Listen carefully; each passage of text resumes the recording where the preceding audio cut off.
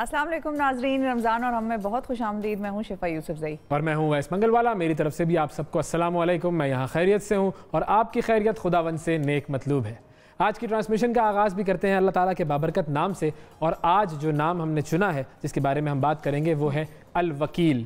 अच्छा, अल वकील जी, ये बड़ा एक तो ये उर्दू में बड़ा एक लफ्ज़, ये मशहूर लफ्ज़ है वकील, कि वो जो हमारी तरफ से मुकदमा लड़े। तो इस हवाले से ये तो उर्दू में हम उस प्रोफेशन की तरफ जाते हैं। लेकिन जब अरबी की बात आती है तो अरबी में इसके दो माने बयान किए जाते हैं। एक तो वो है कि हम किसी को इंचार्ज बना दें। अच्छा। अपनी ज़िंदगी का हमने सुपुर्द कर दिया है उसको तमाम फैसले कि अल्लाह ताला तू ही इंचार्ज है, तू ही मालिक है, जो तू चाहे वो हमारी ज़िंदगी के साथ कर दे। एक तो ये मीनिंग है। और दूसरा है कि जिस पर भरोसा किया जाए। जब हम भरोसा करते हैं अल्लाह ताला पर कि वही है कारसाज, वही है तमाम मामलात को सही तरीके से निपटाने वाला, हमारे हक में जो भी होगा वो करेगा, वो बेहतर करेगा, तो वो दूसरा माने ये आ जाता है। वो जो फैज़ अहमद फैज़ ने कहा था ना, किसे वकील करें किससे मुंसफी चाहे। हाँ। तो वो उनको जवाब 1400 साल पहले कुरान में मिल गया था कि अल्लाह ताला ही वकील है। और वो सूरह मुज़म्मिल की एक बड़ी खूबसूरत आयत है जो मेरी बड़ी फेवरेट आयत में से है, और उसका तर्जुमा है कि मशरिक़ और मग़रिब का मालिक वही है और वही है जो कि माबूद है, उसके सिवा कोई माबूद नहीं है। तो उसी को अपना कारसाज बना लो, उसी को वकील बना लो। तो ये जब हमने कर लिया, उसको वकील बना लिया, तो फिर तो सारे मामलात अच्छे तरीके से हल हो जाएंगे। बिल्कुल। अच्छा, फिर ये सूरह तलाक में भी एक आयत आती है जिसमें अल्लाह ताला ये फरमाते हैं कि जो अल्लाह पर भरोसा कर ले, यानी कि जो अल्लाह ताला को वकील बना ले, अल्लाह ताला उसके लिए काफ़ी है। अब इससे बड़ी गारंटी क्या हो सकती है कि आप अपने मामलात अल्लाह ताला के सुपर्द कर दीजिए। वो कह रहा है कि बस मैं तुम्हारे लिए काफ़ी हूँ। और यही फिर वो हस्बुनल्लाहु व निअमल वकील, निअमल मौला व निअमन नसीर, जो हम दुआ पढ़ते हैं, हदीस में भी ये आई है दुआ। अब ये दो अलग अलग आयतें हैं जो दो अलग अलग सूरतों में है। ठीक है, हस्बुनल्लाहु व निअमल वकील बिल्कुल वो है। और यस, हस्बुनल्लाहु व निअमल वकील जो है वो सूरह बकरा में है, और उसका तर्जुमा ये है कि अल्लाह ही हमारे लिए काफ़ी है और वही हमारे मामलात के लिए बेहतरीन मामलात हल करने वाला है। तो ये तो एक हिस्सा हो गया। फिर दूसरा, नेमल मौला व नेमन नसीर, ये जब हम पढ़ते हैं तो ये आता है सूरह अनफाल में। और सूरह अनफाल में जब ये आयत आती है तो इसका मतलब ये है कि वही सबसे बेहतरीन हिफाजत करने वाला है और वही सबसे बेहतरीन मदद करने वाला है। तो अब इसके बाद तो मसाइल ज़िंदगी में बाकी नहीं रहने चाहिए। बिल्कुल, he is the only one you can count on. बिल्कुल, वही है जिस पर भरोसा किया जाना चाहिए। अल्लाह ताला हमें उसी पर भरोसा करने वाला बनाए। जो हम यहाँ वहाँ फिरते रहते हैं ना कि भाई इस दर पर जाओ, उस दर पर जाओ, इस दर पर जाओ, कहीं कुछ नहीं है, सब कुछ है उसी के दर पर। बिल्कुल ऐसा ही, बिल्कुल। अच्छा, अब हम ज़रा चलते हैं, कुछ सिंध की सूरत हाल और कुछ कराची की सूरत हाल जानते हैं। पाकिस्तान में कोरोना वायरस से मुतासरीन की जो तादाद है वो हो गई है 21,500, बल्कि उससे बढ़ चुकी है, जबकि 486 अफराद इस वायरस से हलाक हो चुके हैं। पाकिस्तान में अभी कोरोना वायरस का पीक जो है वो नहीं आया है। माहिरीन और डॉक्टर्स जो हैं उनका कहना है कि अगर हालात बिगड़े तो संभालना बहुत मुश्किल हो जाएगा। हुकूमत की तरफ से भी यही कहा जा रहा है कि अभी वो सूरत हाल नहीं है कि अस्पतालों में जगह ना हो और मरीज़ों के लिए वेंटिलेटर्स नाकाफ़ी हों। लेकिन कल कराची में कोरोना वायरस से मुतासरा डॉक्टर फुरकान जान की बाजी हार गए। उनके बारे में कहा जा रहा है कि उन्हें वेंटिलेटर की ज़रूरत थी, लेकिन कराची के अस्पतालों में उन्हें वेंटिलेटर नहीं मिल सका। ऐसी सूरत हाल कोरोना वायरस के हवाले से सिंध हुकूमत के इक़दाम पर एक सवालिया निशान खड़ा कर देती है। इस पर हम बात करेंगे। हमारे साथ मौजूद हैं मुर्तज़ा वहाब साहब, तर्जुमान हैं सिंध हुकूमत के। अस्सलाम वालेकुम मुर्तज़ा साहब। वालेकुम अस्सलाम। मुर्तज़ा साहब, ये जो कल वाक़या पेश आया, ज़ाहिर है बहुत अफसोसनाक वाक़या पेश आया और इसके हवाले से आप लोग इंक्वायरी भी कर रहे हैं, लेकिन क्या कोई सूरत हाल वाज़े हो सकती है कि इस वक्त कितने वेंटिलेटर्स हैं और कितने वेंटिलेटर्स पर मरीज़ हैं सिंध में? उवैस, ये जो परसों का वाक़या है बड़ा अनफॉर्चुनेट, उसके लिए फौरी तौर पर वज़ीर आला सिंध ने एक इंक्वायरी कमेटी तश्कील दी है जिसको 24 घंटे का टाइम दिया गया है इंक्वायरी रिपोर्ट सबमिट करने का। तो hopefully by day and tonight या अर्ली मॉर्निंग टुमारो वो रिपोर्ट हमें मिल जाएगी। और जब रिपोर्ट मिल जाएगी तो तमाम जो असबाब थे इस हवाले से उसको हम पब्लिक के साथ शेयर कर लेंगे। जहाँ तक एक्चुअल इंफॉर्मेशन हमारे पास है, और ये इंक्वायरी कमेटी तश्कील देने की वजह भी इसलिए आई कि एक मुतजाद बयानिया आया है, क्योंकि ग्राउंड रियलिटी ये है कि कुल जो वेंटिलेटर्स हैं सूबाई सिंध के अंदर जिनको कोविड पेशेंट्स के लिए स्पेसिफाई किया गया है वो 283 हैं। और गालिबन कल परसों के रोज 17 ऐसे पेशेंट्स थे जो कि वेंटिलेटर पे थे। ये तो 283 में से 17 की बात कर रहे हैं आप सिंध, बाकी सब दस्तयाब थे। ठीक है, अच्छा, क्योंकि कराची की जब हम फिगर्स देखते हैं तो कराची में कहा यह जा रहा है कि 18 वेंटिलेटर्स पर मरीज हैं और शहर के जो अस्पताल हैं उसमें 94 वेंटिलेटर्स हैं। नहीं, 94 कराची शहर में नहीं, कराची शहर के लिए जो पब्लिक सेक्टर अस्पताल है उसमें 116 वेंटिलेटर्स मुख्तस हैं। और पेशेंट मैंने आपको बताया ये नेचुरली डेली बेसिस पे नंबर ऊपर नीचे होता है। 17-18 पेशेंट्स हैं जो कि परसों के रोज गालिबन वेंटिलेटर पे थे। तो ये कहना मैं समझता हूँ गैर मुनासिब है कि वेंटिलेटर ना होने की वजह से डॉक्टर फुरकान को टर्न डाउन किया गया। लेकिन इस चीज को इन्वेस्टिगेट किया जा रहा है कि डॉक्टर फुरकान किस अस्पताल पहुंचे थे, वो किससे मिले थे और वो क्या तमाम मुहरकात थे। तो जैसी वो तफसीलात हमारे पास आ जाएंगी, कुछ प्रिलिमिनरी रिपोर्ट हमारे पास है बट वो मैं आपके साथ अभी शेयर नहीं कर सकता। जब कंक्लूसिव फाइंडिंग आ जाएगी वो आपके साथ शेयर कर ली जाएगी। और अगर किसी शख्स की लापरवाही है इसके अंदर, किसी की कोई मिशन है सिंध गवर्नमेंट के एंड पर, तो सिंध गवर्नमेंट बिल्कुल कार्रवाई करेगी उस शख्स के खिलाफ। बिल्कुल ठीक है, क्योंकि उनकी जो अहलिया हैं, जो बेवा हैं, उनके बयानात जो आ रहे हैं मीडिया पर वो भी यही कह रही हैं कि हमें वेंटिलेटर्स नहीं मिला, डॉक्टर्स ने, अस्पतालों ने टर्न डाउन कर दिया, SIUT गए, सिविल हॉस्पिटल गए, कहीं अमन हॉस्पिटल की जो उनको एम्बुलेंस है वो लेकर फिरती रही, लेकिन मामला जो है वो कहीं पर भी ऐसा नहीं हो सका। उनकी ऑडियो भी मीडिया पर आई है जिसमें वो बात कर रहे हैं डॉक्टर्स से और अस्पताल की वजह से। मैं बड़े एहतराम के साथ मैं उनके, मुझे दुख का अंदाजा है जिस तकलीफ से, जिस ट्रेजेडी से वो और उनका खानदान इस वक्त गुजर रहा है। लेकिन इसीलिए मैंने कहा कुछ मुतजाद बयानी है, कुछ ऑडियो रिकॉर्डिंग्स और भी मंजर आम पे आई हैं। आप सब ने सोशल मीडिया पर देखी हैं जिसके अंदर इंडस हॉस्पिटल के हवाले से बात की जा रही थी। कल इंडस हॉस्पिटल बिल्कुल हमारे प्रोग्राम में डॉक्टर साहब थे, डॉक्टर जफर जी, इंडस हॉस्पिटल के जो सरबराह हैं कल वो भी टेलीविजन चैनल्स पर आए थे और उन्होंने इस बात को इंडोर्स किया कि उनकी मरहूम डॉक्टर साहब की जो भतीजी हैं वो इंडस हॉस्पिटल में काम करती हैं और भतीजी ने उनको एडवाइस किया था कि आप इंडस हॉस्पिटल आ जाएं, तमाम चीजें आपके लिए अरेंज कर दी गई हैं, बट वो रिलक्टेंट थे, वो नहीं आए। तो इन तमाम चीजों को यहाँ पे एक और सवाल भी है जिसको आप लोगों ने इन्वेस्टिगेट करना है और मैं सिर्फ पॉइंट आउट इसलिए कर रही हूँ कि आप लोगों को एहसास हो जाए अगर अभी तक नहीं हुआ कि जब उन्होंने कल हमारे प्रोग्राम पे ये बात की थी कि इंडस हॉस्पिटल, हम बार बार उनको बुला रहे थे, उन्होंने ये स्टेटमेंट भी कल दी प्रोग्राम में कि इंडस हॉस्पिटल वो नहीं आए, वो फिर SIUT चले गए। तो सवाल मेरा आपसे पूछना ये है यहाँ पर कि क्या प्राइवेट हॉस्पिटल्स के साथ भी आप लोगों की कोऑर्डिनेशन उसी लेवल की है जो पब्लिक हॉस्पिटल्स के साथ है, ताकि वहाँ का भी आपको मयार और स्टैंडर्ड्स और कोई अगर कंप्लेंट्स हैं तो वो पता लगती रहे? क्योंकि वो ये भी हमें उनके बयान से ही पता चल गया कि ये रिलक्टेंसी सिर्फ इंडस के हवाले से शायद थी कि वो वहां नहीं जाना चाह रहे थे, वो फिर SIUT गए जहां पर उनको वेंटिलेटर्स मिले नहीं। मैं आपको यही गुजारिश कर रहा हूं कि जब इसकी इंक्वायरी रिपोर्ट आ जाएगी तो आपको तमाम चीजें क्लियर हो जाएंगी। SIUT के भी हवाले से मुतजाद बयानात हैं कि शायद डॉक्टर साहब SIUT पहुंचे नहीं, शायद।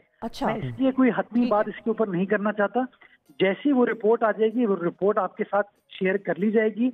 लेकिन मैं गुजारिश ये कर रहा हूँ कि ये इम्प्रेशन देना कि वेंटिलेटर्स ना होने की वजह से डॉक्टर साहब का इंतकाल हो गया, मैं समझता हूँ ये थोड़ा सा गलत है। थोड़ी सी शायद मिसमैनेजमेंट हो सकती है, शायद जिस वक्त पर उनको जो एडवाइस दी गई थी उसको सीरियसली नहीं सुना गया। इंडस हॉस्पिटल हो, SIUT, जो भी हॉस्पिटल हो, मैं समझता हूँ इंसानी जान को बचाना हम सब की बुनियादी जिम्मेदारी है।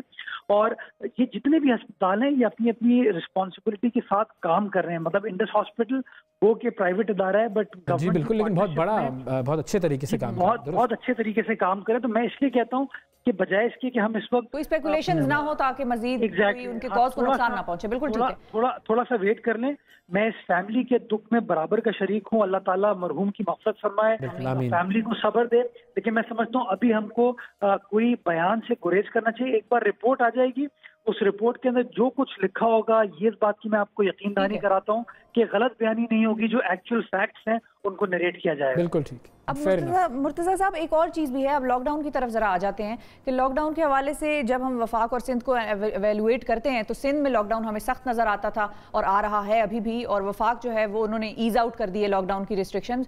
अब असद उमर साहब का एक बयान आया कि कारोबार अगर ना खुले तो 1 करोड़ 30 लाख लोगों के बेरोज़गार होने का खदशा है। अब क्या आप लोग भी इस तरफ सोच रहे हैं, क्या आप लोगों को इस चीज़ की परेशानी भी है कि अगर लॉकडाउन मजीद रहा, सख्त रहा, तो इतने लोग बेरोजगार हो जाएंगे? क्योंकि कराची तो हब है ना, और कराची में अभी भी वैसे 3, 4, 5 बजे तक तो दुकानें बहुत सारी खुल रही हैं, बहुत सारी मार्केटें ऐसी हैं जो कि खुल भी रही हैं। देखिए, मैं समझता हूँ ये मवाजना थोड़ा सा अनफेयर है। देखिए, मईशत को आप इंसानी जान से कभी भी कंपेयर नहीं कर सकते।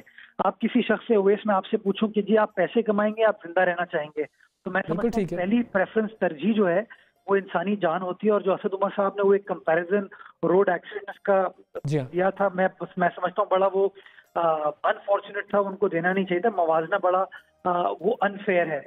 बट हैविंग सेड दैट, ये बात दुरुस्त है कि हमें कोई बैलेंस को वर्कआउट करने की जरूरत है, और वो बैलेंस तभी वर्कआउट हो सकता है जब हम सब कंसेंसस के साथ काम करेंगे।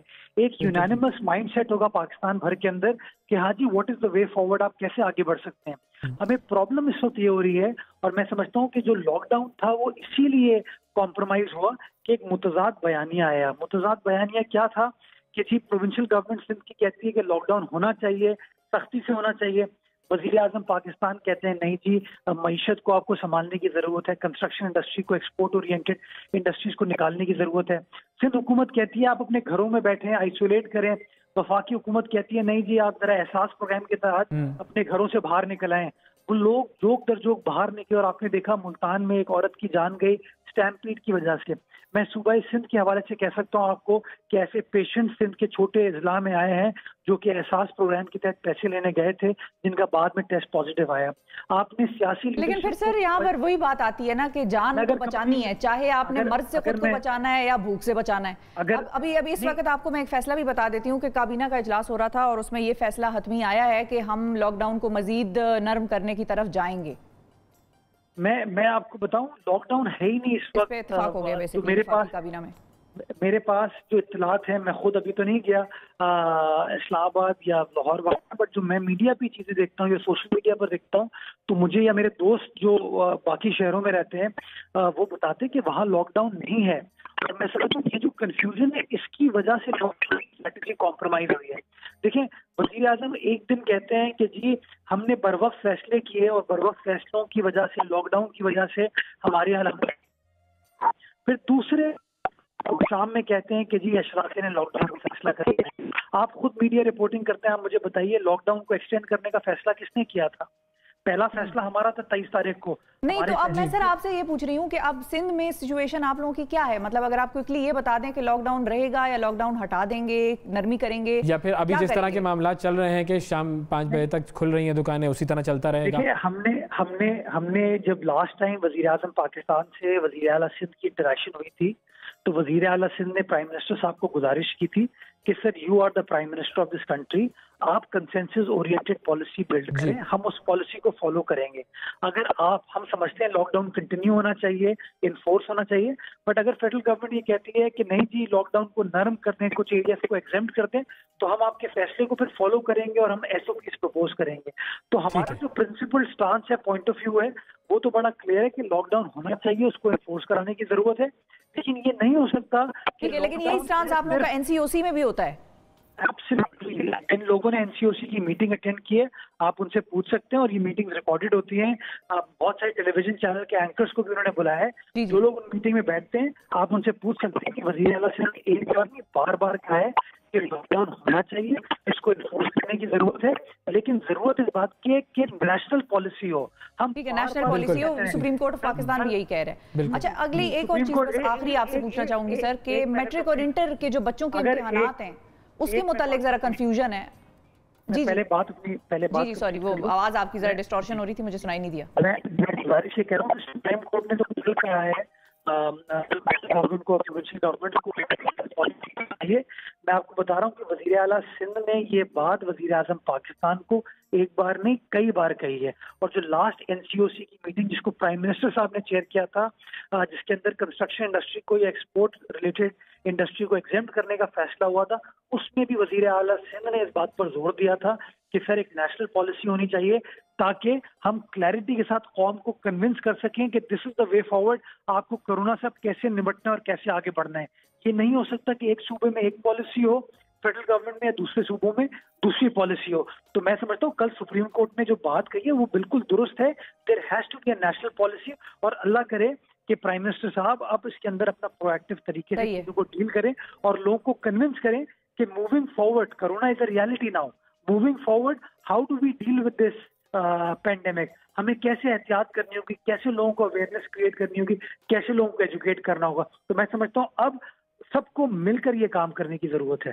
ठीक है। अच्छा, फाइनली ये बता दीजिए कि मैट्रिक और इंटर के जो बच्चों के इम्तिहानात हैं उनके मुतालिक जरा कंफ्यूजन है, फाइनल फैसला उसके हवाले से आप लोगों का क्या है? देखिए, अभी एजुकेशन डिपार्टमेंट ने जो फैसला किया हुआ है वो तो पब्लिक कर दिया गया था। जो एग्जाम्स थे उनको मुलतवी कर दिया गया था। अब जो लेटेस्ट सिचुएशन है इसके ऊपर मैं एजुकेशन डिपार्टमेंट से पहले चेक कर लेता हूँ कि कोई फर्दर फैसला या कोई फर्दर मशावरत की गई है। मतलब क्या बच्चों को बगैर इम्तिहानात के प्रमोट करने का कुछ आया है सजेशन आप लोगों की तरफ? मैं जब तक मेरे पास कोई हतमी इन्फॉर्मेशन नहीं होती, मैं कभी नेशनल टेलीविजन पे बात नहीं करता। मेरे पास इन्फॉर्मेशन आ जाएगी, that I can share with you. बिल्कुल, बहुत शुक्रिया। मुर्तज़ा वहाब साहब हमारे साथ मौजूद थे और सिंध की और कराची की सूरत हाल से आगाह कर रहे थे। एक छोटा सा ब्रेक लेते हैं, ब्रेक के बाद दोबारा हाजिर होते हैं।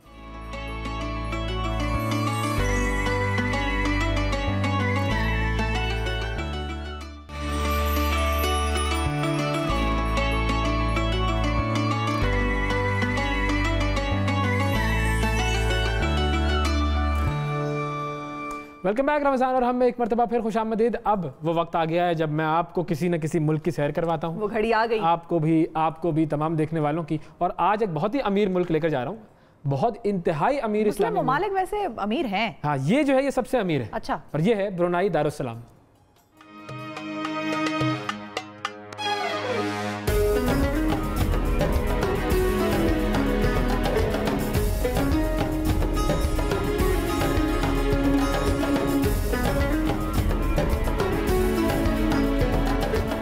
सलामत दातांग ब्रुनाई दारुस्सलाम में खुशामदीद। बहरे चीन के साहिल पर बोर्नियो जजीरे पर वाक़े आज़ाद मुस्लिम रियासत, जो 3 अतराफ से मलेशिया की सरावाक और सबाह रियासतों में घिरी है। दारुल हुकूमत बंदर सिरी बेगवान की खूबसूरती दिल फरेब है, जहाँ मौजूद सुल्तान उमर अली सैफुद्दीन मस्जिद की शान व शौकत दिल मोह लेती है। एशिया की खूबसूरत मसाजिद में से एक ये मस्जिद ब्रुनाई की पहचान है। मसनूई तालाब पर सफ़ेद संगे मरमर से बनाई गई ये मस्जिद इस्लामी तर्ज तामीर का शानदार नमूना है, जिस पर इतालवी तर्ज तामीर की गहरी छाप है। खालिस सोने के सुनहरे गुंबद, कुशादा सहन और सरसब्ज बाग का नजारा सहर तारी कर देता है। मस्जिद की तामीर के लिए मार्बल इटली से, ग्रेनाइट शंघाई से, फानूस बरतानिया से और हॉल के लिए कालीन बेल्जियम और सऊदी अरब से मंगवाए गए थे। इसकी तामीर 1958 में मुकम्मल हुई। ये मस्जिद मौजूदा सुल्तान के वालिद सुल्तान उमर अली सैफुद्दीन के नाम से मौसूम है।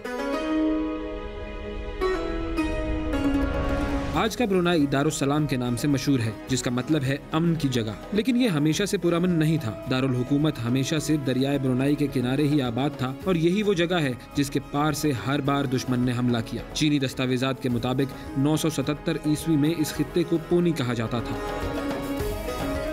14वीं सदी में दरियाए ब्रुनाई के किनारे सुल्तान मोहम्मद शाह ने पहली बार इस्लामी रियासत कायम की। सुल्तान मोहम्मद शाह कहाँ से था ये अब तक वाज़े नहीं हो सका। इसके बाद ये रियासत जावा जजीरे की मजापा हट सुल्तनत का हिस्सा बन गई। 15वीं सदी में ब्रुनाई ने मजापा हट सल्तनत से अलहदगी इख्तियार की। इस दौरान ब्रुनाई के सुल्तान अहमद की बेटी की शादी अरब अमीर मक्का शरीफ अली से हुई। शरीफ अली ब्रुनाई के तीसरे सुल्तान बने। 15वीं से 17वीं सदी तक ब्रुनाई रियासत अपने उरूज पर थी। इसके बाद यहाँ पुर्तगाली और हिस्पानवी कब्जा रहा। 1846 में बरतानिया ने ब्रुनाई पर हमला करके इसे ग्रेट ब्रिटेन का हिस्सा बना लिया। 1929 में ब्रुनाई में तेल दरियाफ्त हुआ। इस दौरान जापान ने इस खित्ते पर कब्जा किया। जंग अजीम दोम में जापान ने हथियार डाल दिए और ब्रुनाई दोबारा बरतानिया के जेर असर चला गया।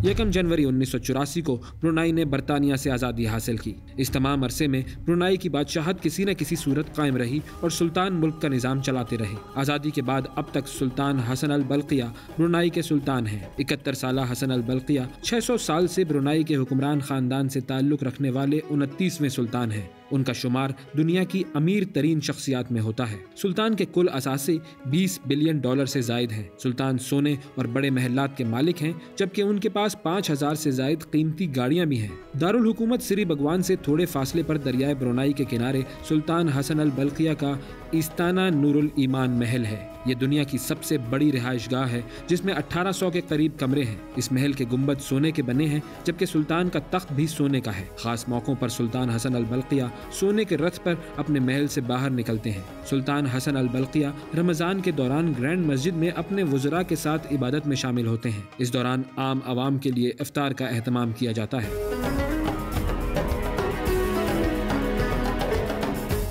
ब्रुनाई की कौमी ज़बान माले है। यहाँ चीनी और अंग्रेजी भी बोली जाती है। इस मुल्क की कुल आबादी 4,51,000 से जायद है। मुसलमान 80%, ईसाई 9%, 8% बुधा के मानने वाले और बाकी दूसरे मजाहिब के लोग हैं। ब्रुनाई का कुल रकबा 5,270 मुरब्बा किलोमीटर है। इस अमीर मुल्क की आमदनी का जरिया तेल और गैस के ज़खायर हैं। ब्रुनाई की करेंसी ब्रुनाई डॉलर है। ब्रुनाई में शरह ख्वानदगी 97% है। ब्रुनाई का शुमार दुनिया के सबसे ज्यादा GDP वाले 10 ममालिक में होता है। ब्रुनाई की आवाम दुनिया की अमीर तरीन अक़वाम में से एक है। ब्रुनाई में तालीम और सेहत मुफ्त है, जबकि आवाम को इनकम टैक्स भी नहीं देना पड़ता। 2014 में सुल्तान हसन अल बल्किया ने ब्रुनाई में शरिया कवानीन का निफाज किया, जिसके तहत शरीयत के मुताबिक सजाओं का निज़ाम मुतारिफ कराया गया। ब्रुनाई में मौजूद कैंपोंग आयर गाँव पानी पर मौजूद दुनिया का सबसे बड़ा गांव है, जिसकी आबादी तकरीबन 30,000 के लगभग है। ये दरियाए ब्रुनाई पर वाक़ है। इस गांव में घर, स्कूल, अस्पताल, हर चीज़ पानी पर है, जो पुलों के जरिए एक दूसरे से जुड़े हैं। ब्रुनाई में कोरोना के 138 केसेस सामने आए, जबकि 1 हलाकत हुई है।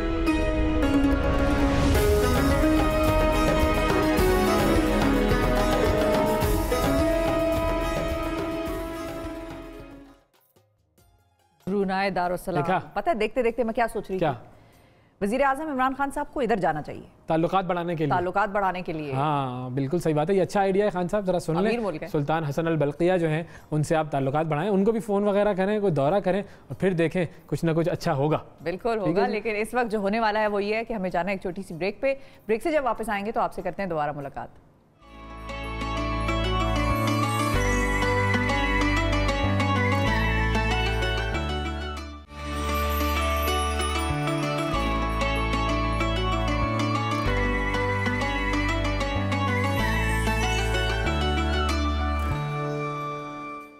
वेलकम बैक रमज़ान और हम में एक मरतबा फिर खुशामदीद। कोरोना वायरस ने बहुत कुछ बदल दिया है, मिलने का तरीका, रहन सहन और तो और रमज़ान भी बदल दिया है। जैसा कि रोज़ाना हम आपकी मुलाकात एक नई शख्सियत से कराते हैं और उनसे जानते हैं कि इस साल उनका रमज़ान कैसा गुजर रहा है। आज भी एक ख़ास शख्सियत हमारे साथ मौजूद हैं, उनसे जानते हैं कि वो इस साल रमज़ान में क्या तब्दीली देखते हैं और किस तरह अपना रमज़ान गुजार रहे हैं। हमारे साथ मौजूद हैं मशहूर अदाकार फैसल कुरैशी साहब। अस्सलाम वालेकुम फैसल, बहुत शुक्रिया प्रोग्राम में वक्त देने के लिए। सबसे पहले ये बताइए कि आपका रमज़ान कैसा गुजर रहा है इस मरतबा?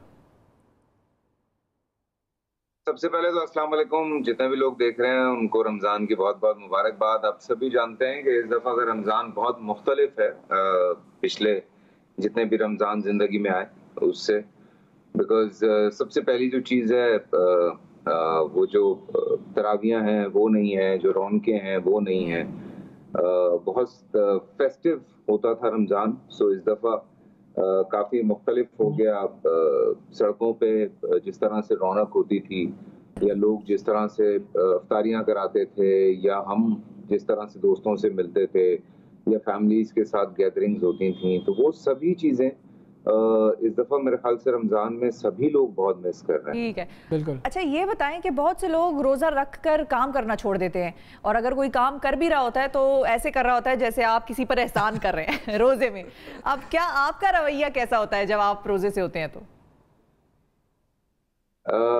शिफा, आप बिल्कुल सही बात कर रही हैं, लेकिन देखिए मैं बहुत सारे लोगों को ये भी देखता हूँ जो जितनी मजदूरी कर रहे होते हैं और अल्हम्दुलिल्लाह वो रोज़े में होते हैं, पूरी पूरी बिल्डिंग्स बना रहे होते हैं, ईंटें उठा के पता नहीं कितने फ्लोर्स चढ़ रहे होते हैं, तंदूरों पे काम कर रहे होते हैं, सड़कों पे काम कर रहे होते हैं, ऑफिसेज में काम कर रहे होते हैं, लेकिन देयर आर सर्टेन पीपल जिनको लगता है कि रोज़ा रख के एहसान कर रहे हैं।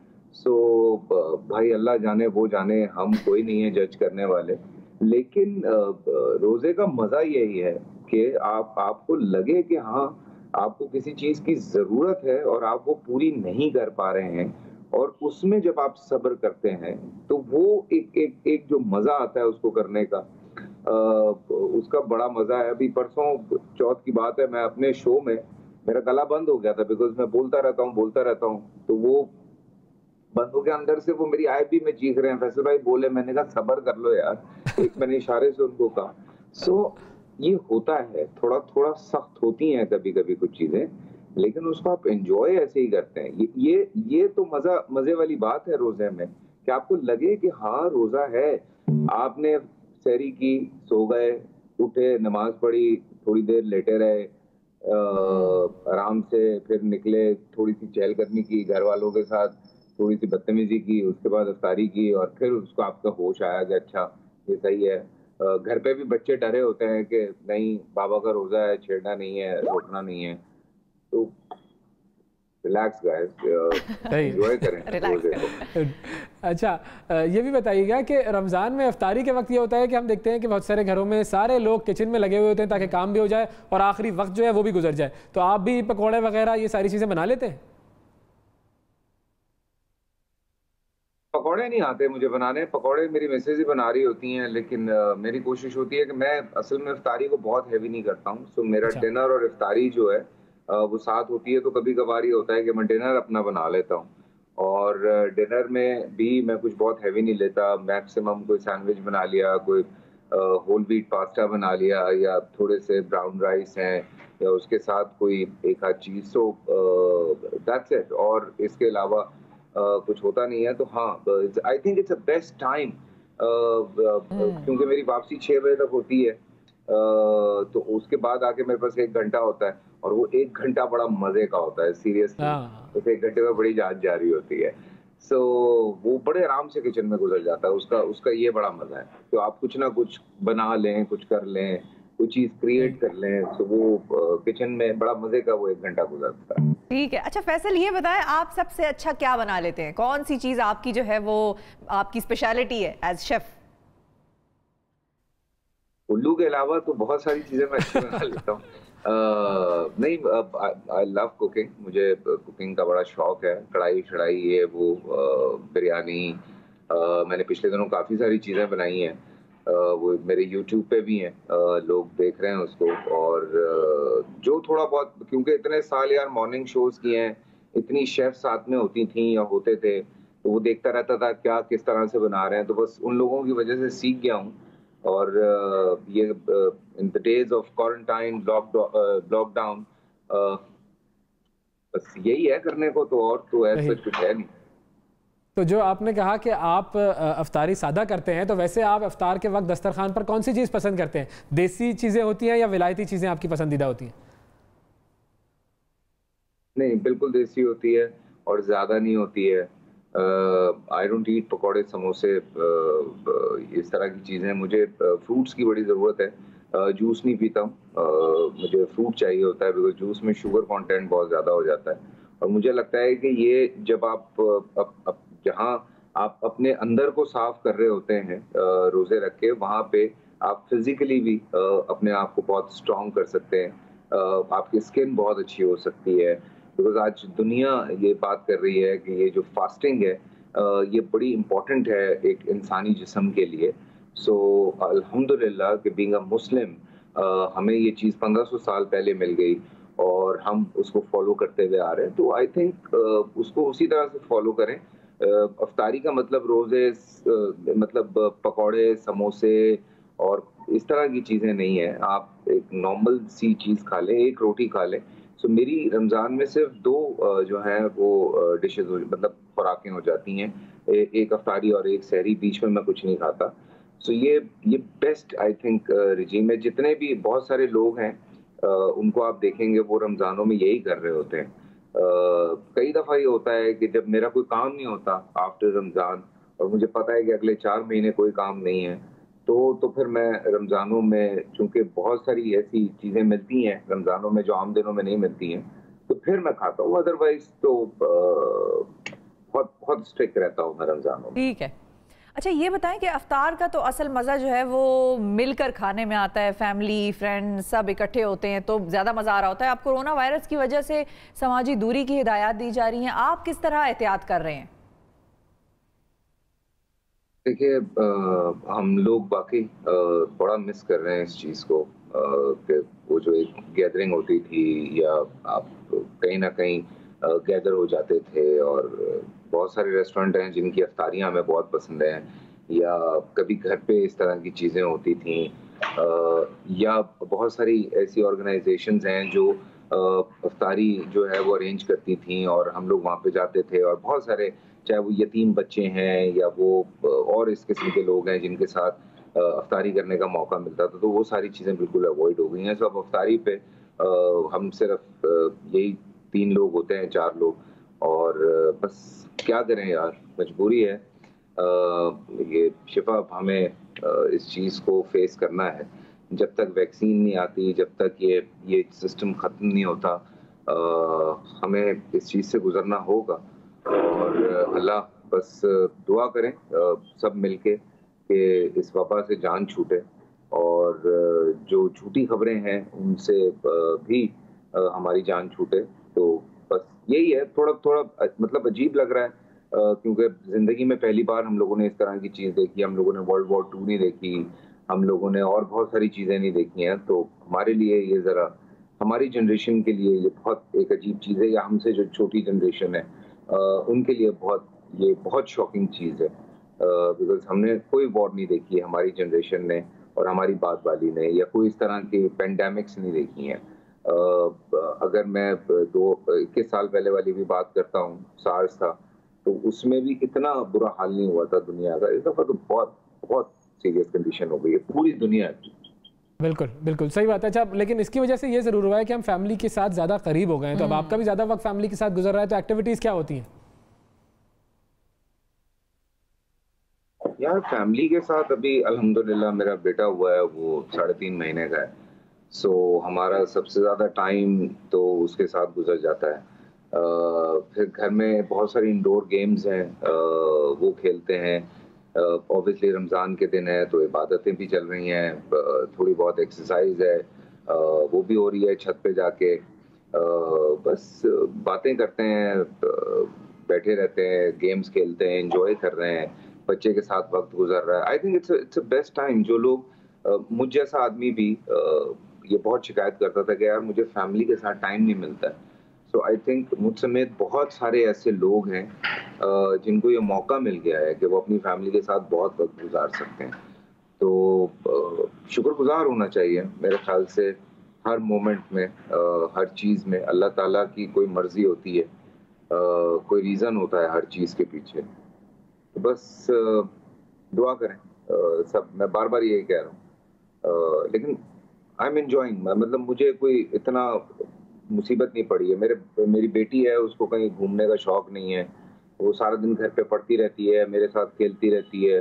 सो बहुत अच्छा वक्त गुजार रहा है, अल्लाह का शुक्र है, करम है परवरदिगार का। बिल्कुल ठीक है। एक तो बड़ा खूबसूरत पैगाम आपने दिया कि शुक्रगुजार होना चाहिए। हम बहुत मरतबा कंप्लेंट्स कर रहे होते हैं, और बल्कि हम कंप्लेंट्स ही करते हैं, हम शुक्रगुजारी में कम वक्त सर्व करते हैं। आखिर में लोगों को, अपने फैंस को क्या पैगाम देना चाहेंगे फैसल? सबसे पहले तो देखें, मैं 2 चीज़ें कहना चाहता हूँ। एक तो बहुत सारे लोगों को अभी तक इस बात पे यकीन नहीं है कि ये जो कुछ हो रहा है ये सब रियल है, बिकॉज बहुत सारे लोगों ने अपनी आंखों से चीज़ों को देखा नहीं है। पर जो लोग देख चुके हैं वो इस बात की गवाही देते हैं कि हाँ ये क्या है, जिनके दोस्तों के साथ हुआ या रिश्तेदारों के साथ हुआ।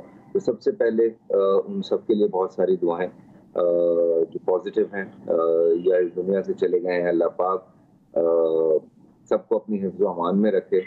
बाकी दूसरी बात यह है कि रमज़ान है जी, दुआओं से तो समंदर के रुख मोड़ जाते हैं। तो मैं सबसे ये दरख्वास्त करूँगा कि जितना हो सकता है दुआ करें, एहतियात करें, खामखा हर चीज़ को ज़िद ना बनाएं। खुदा के वास्ते ये कोई ज़िद नहीं है, लेकिन लड़ा उससे जाता है जो सामने आपको नजर आ रहा है। तो ये एक ऐसा दुश्मन है जो छुपा बैठा है।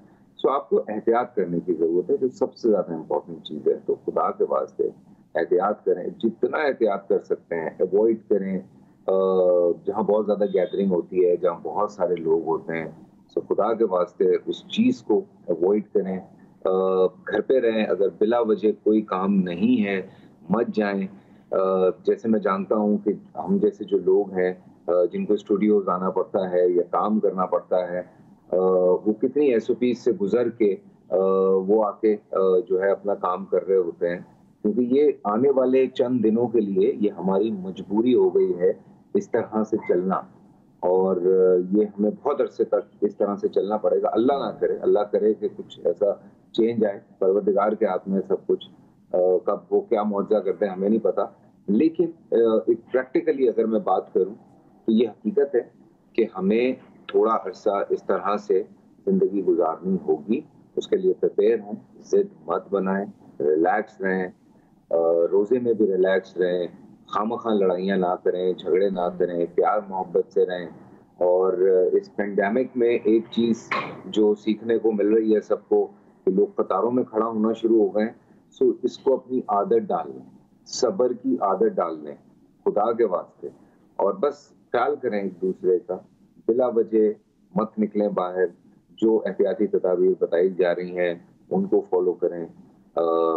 लोग आपके दुश्मन नहीं है, ये हुकूमत आपकी दुश्मन नहीं है, वो लोग जो आपकी मदद के लिए निकले हुए हैं, वो तमाम फ्रंट लाइनर्स जिसमें डॉक्टर्स हैं, हेल्थ वर्कर्स हैं, पुलिस वाले हैं, हमारी फौज है, रेंजर्स है, ये जितने भी लोग हैं वो दुश्मन नहीं है हमारे, वो सिर्फ इस वजह से हमें रोक रहे हैं कि हम इस वबा का शिकार ना हो। तो खुदा के वास्ते उनका भी ख्याल करें और अपना भी ख्याल करें। And thank you so much, thank you. बहुत शुक्रिया फैसल कुरैशी, आपने वक्त निकाला और उन्होंने पैगाम दिया, बड़ा अहम पैगाम दिया। आर्टिस्ट कम्युनिटी में बड़ी रिस्पॉन्सिबिलिटी लाई जो मीडिया है। अब क्यों मुझे मैं इनको सुन रही थी, मेरे जहन में चल रहा था, आज घर से निकलते हुए एक छोटी सी चीज़ मैंने देखी कि दो बच्चे जो नेबर्स में रहते हैं वो खेल रहे थे आपस में। उनको जरा टाइम मिला, वालिद साहब उनके पीछे खड़े थे तो उन्होंने कहा चलो जरा हवाखोरी कर लो, खेल लो जरा। तो उन्होंने हाथ में वो टॉय स्वॉर्ड्स होती है ना, तलवारें, वो उठाई हुई थी और एक दूसरे को नामों से पुकार रहे थे। मैंने जरा गाड़ी का शीशा नीचे करके सुना कि क्या नाम ले रहे हैं, तो एक दूसरे को तुगरल और तुरगुत कह रहे थे। अच्छा, देखें ये मीडिया का असर, देखें ये मीडिया का असर देखें। सिर्फ 11 एपिसोड्स पाकिस्तान में नशर हुई हैं अभी तक। अच्छा, आज 11वां रमजान है तो 11वीं एपिसोड चलेगी। इस कदर होता है मीडिया का असर, इसलिए हमारी ख्वाहिशें होती हैं और दरखास्तें होती हैं मीडिया वालों से, और जितने लोग देख रहे हैं, डायरेक्टर्स हैं, स्क्रिप्ट राइटर्स हैं, डायलॉग राइटर्स हैं, प्रोड्यूसर्स हैं, कि इस किस्म की तरफ जो है, इस किस्म की स्टोरीज की तरफ अपनी कौम को लेकर जाएं। ये एक बहुत बेहतरीन मौका है, टीचिंग हो जाएगी हमारी पूरी कौम की, और ये सबका जारिया भी होगा। पॉजिटिव हिस्ट्री भी हो गई, इसके अंदर पॉजिटिव मैसेजेस भी हो गए। बच्चों को शौक है, वो देख रहे हैं बाकायदा, जो एक दूसरे को कह रहे थे तुरगुत को मैं छोड़ूंगा नहीं, आज वो तो तलवार हिला रहा है अपनी अपनी। अच्छा, तो देखिए ये पॉजिटिव चीज़ है और पूरे मीडिया को यही करना चाहिए कि पॉजिटिविटी फैलाए। जब पॉजिटिविटी फैलाएंगे तो फिर आप देखेंगे कि माशरे पर उसके असरात क्या होते हैं। एक छोटा सा वक्फा लेते हैं, वक्फे के बाद दोबारा हाजिर होते हैं।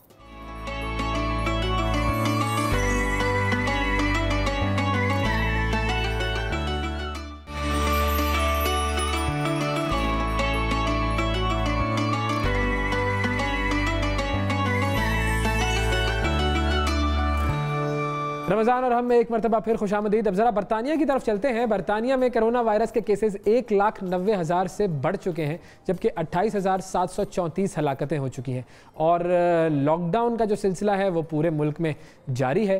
बरतानवी वज़ीर आज़म बोरिस जॉनसन ने कोरोना से सेहतियाबी के बाद अपनी प्रेस ब्रीफिंग में इशारा दिया था कि मई के आखिर तक लॉकडाउन जारी रखना चाहते हैं और बरतानवी हुकूमत ये समझती है कि अगर लॉकडाउन जल्दी खोल दिया गया तो कोरोना वायरस के बढ़ने का ख़तरा है। रमज़ान में तमाम मसाजिद बंद हैं, किसी मस्जिद में नमाज की अदायगी नहीं हो रही है। ऐसे में वहाँ के मुसलमान कैसा रमज़ान गुजार रहे हैं? बरतानिया में लॉकडाउन कब खुलेगा और क्या बरतानिया के मुसलमान ईद भी लॉकडाउन में ही गुजारेंगे? इस पर हम बात करेंगे। सहाफ़ी अतर काज़मी साहब हमारे साथ मौजूद हैं। अस्सलाम वालेकुम अतर साहब, बहुत शुक्रिया वक्त देने के लिए।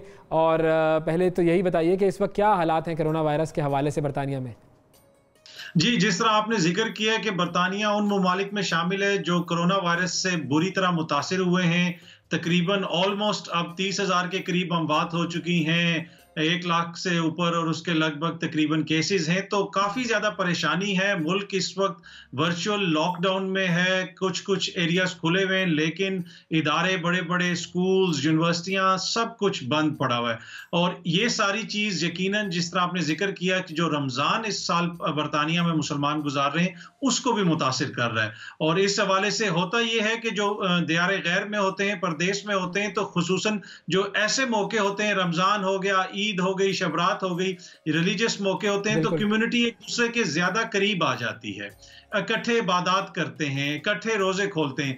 लेकिन कोरोना वायरस की वजह से इस दफा ये सारी चीजें मुतासिर हो रही हैं। तो वहां पर भी ये स्मार्ट लॉकडाउन ही चल रहा है? जी बिल्कुल, स्मार्ट लॉकडाउन जिस तरह आप कहते हैं कि कुछ एरियाज खुले में, अगर आप मैन्युफैक्चरिंग की बात करें, इंडस्ट्री की बात करें, तो इंडस्ट्री सारी खुली हुई है, मैन्युफैक्चरिंग हो रही है, कंस्ट्रक्शन इंडस्ट्री खुली हुई है। और जो लोग दीगर इस तरह की जॉब्स कर रहे हैं, जिनके डिलीवरी करते हैं जो लोग, उसके अलावा सुपरमार्केट्स में काम करते हैं, वो सारी चीजें खुली हुई हैं। इसको आप कह सकते हैं कि स्मार्ट लॉकडाउन है। अच्छा, अब ये बताएं अतर साहब कि केसेस के हवाले से सुनने में आ रहा है कि बरतानिया में केसेस जो हैं वो उनमें डिक्लाइन शुरू हो गया है, क्या ऐसा ही है? जी, हुकूमत का ये कहना है कि जो पीक था बरतानिया में वो पीक आ चुका है और अब ये नीचे जाएगा आहिस्ता आहिस्ता। लेकिन अगर इस वक्त लॉकडाउन में नरमी की गई, लोगों को दोबारा इजाजत दी गई कि वो एक दूसरे से मिल सकें, स्कूल खोले गए, रेस्टोरेंट्स खोले गए, तो ये खदशा जाहिर किया जा रहा है कि ये दोबारा इन केसेस में इजाफा हो सकता है और पहले से ज्यादा पीक आ सकती है, और जिससे बरतानिया की जो NHS है, जो महकमा हेल्थ है यहाँ का, वो भी मुतासिर होगा और उस सारी चीज से वो कोप नहीं कर सकेगा। तो कोरोना वायरस के अगर लॉकडाउन की हम बात करें तो पाकिस्तान में तो बड़े फिगर्स हम देख रहे हैं कि करोड़ों अफराद जो है वो बेरोजगार हो सकते हैं। वहां पर क्या सूरत हाल है? वहां पर बेरोजगारी और रमजान की इस सारी सूरत हाल में पाकिस्तानी अवाम को किस किस्म की मतलब मुश्किलात दरपेश हैं? देखिए, एक पाकिस्तानी भी हैं और ओवरऑल जो पूरी यहाँ की पॉपुलेशन है इस वक्त, जो वर्क फोर्स है बरतानिया की, उसका 1/4 जो वर्कर है उसको बरतानवी हुकूमत अपनी जेब से पैसे दे रही है। तकरीबन 23% of work force is being paid. जो बरतानवी हुकूमत है वो पैसे दे रही है, वो उनकी तनख्वाहें दे रही है। तो बहुत बुरी तरह मुतासिर हुई हैं कंपनियां भी और लोगों का रोजगार भी। अब अगर आप पाकिस्तानियों पे आए तो पाकिस्तानी भी यहाँ पे बड़ी तादाद में आबाद हैं और इसी माशरे का हिस्सा है, तो वो भी इस सब चीजों से मुतासिर हुए हैं। और पाकिस्तानी कम्युनिटी की जो बड़ी तादाद है यहाँ पे, वो वैसे भी अंडरपेड जॉब्स करती है, वो माशरे के उन तबकात में शामिल हैं जो ज्यादा वनरेबल हैं, जितने भी इमिग्रेंट्स हैं, तो वो ज्यादा इससे बुरी तरह मुतासिर हुए हैं। जो टैक्सी ड्राइवर्स हैं, बस ड्राइवर्स हैं, और यही हमने देखा कि जो अमवात भी हो रही हैं उसमें भी जो एथनिक माइनॉरिटीज हैं, जो अकलीतों से लोग हैं, वो ज्यादा मुतासिर हो रहे हैं। सही। तो अब ये लॉकडाउन खत्म करने के हवाले से बरतानवी हुकूमत की क्या हिकमत अमली है? मतलब अगर मई के आखिर तक चलता रहा ये लॉकडाउन तो फिर तो ईद भी वहां पर लॉकडाउन में ही होगी।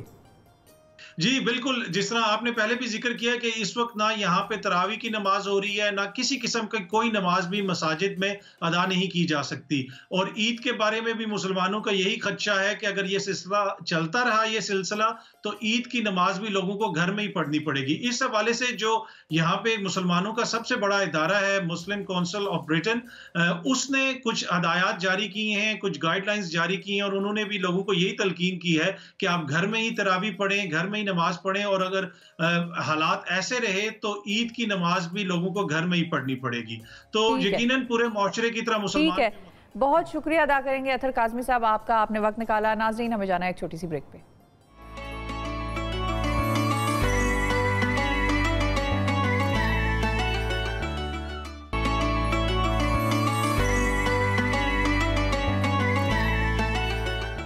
वेलकम बैक जी। ब्रेक के बाद एक मरतबा फिर खुशामदीद रमज़ान। और हम में अब जो टॉपिक है वो बड़ा अहम टॉपिक है और वो है जिन्नात के हवाले से। अल्लाह ताला कुरान करीम में फरमाते हैं कि वमा खलक़तुल जिन्ना वल इंसा इल्ला लियाबुदून, और मैंने जिन्नात को और इंसानों को सिर्फ इसलिए पैदा किया कि वो मेरी बंदगी करें। अच्छा, अब जब हम बात करते हैं जिन्नात की तो बड़ा जो है वो डर लगता है हमें बात करते हुए, लेकिन ज़ाहिर है कि जिन्नात में नेक भी होते हैं, बुरे भी होते हैं। अब जिन्नात जो हैं उनके हवाले से हम बात करेंगे कि उनकी इबादत का तरीका क्या है और वो किस तरीके से, क्या हमारी इबादत से मुमासलत रखती हैं या नहीं। हमारे साथ स्कॉलर राजा ज़िया साहब मौजूद हैं। अस्सलाम वालेकुम। वालेकुम सलाम रहमतुल्लाह। जनाब, अब ये जो जिन्नात वाला मामला है, ये मामला ऐसा है कि लोग ज़ाहिर है इंटरेस्ट तो इसमें लेते हैं, लेकिन ये बात तो ठीक है कि इसमें नेक जिन भी मौजूद हैं और कुफार जिन भी, जो ना मानने वाले जिन हैं वो हैं। अब नेक जिनों की अगर हम बात करें तो उनकी इबादत के हवाले से क्या हमें मिलता है हदीस में या कुरान में या इस हवाले से? बिल्कुल, देखिए कुरान मजीद में एक तो जो भी आपने आयत तिलावत की, वमा खलक़तुल जिन्ना वल इंसा इल्ला लियाबुदून, कि मैंने जिन्नों को और इंसानों को किसी मकसद के लिए पैदा नहीं किया सिवाय इसके कि वो अल्लाह ताला की बंदगी करें,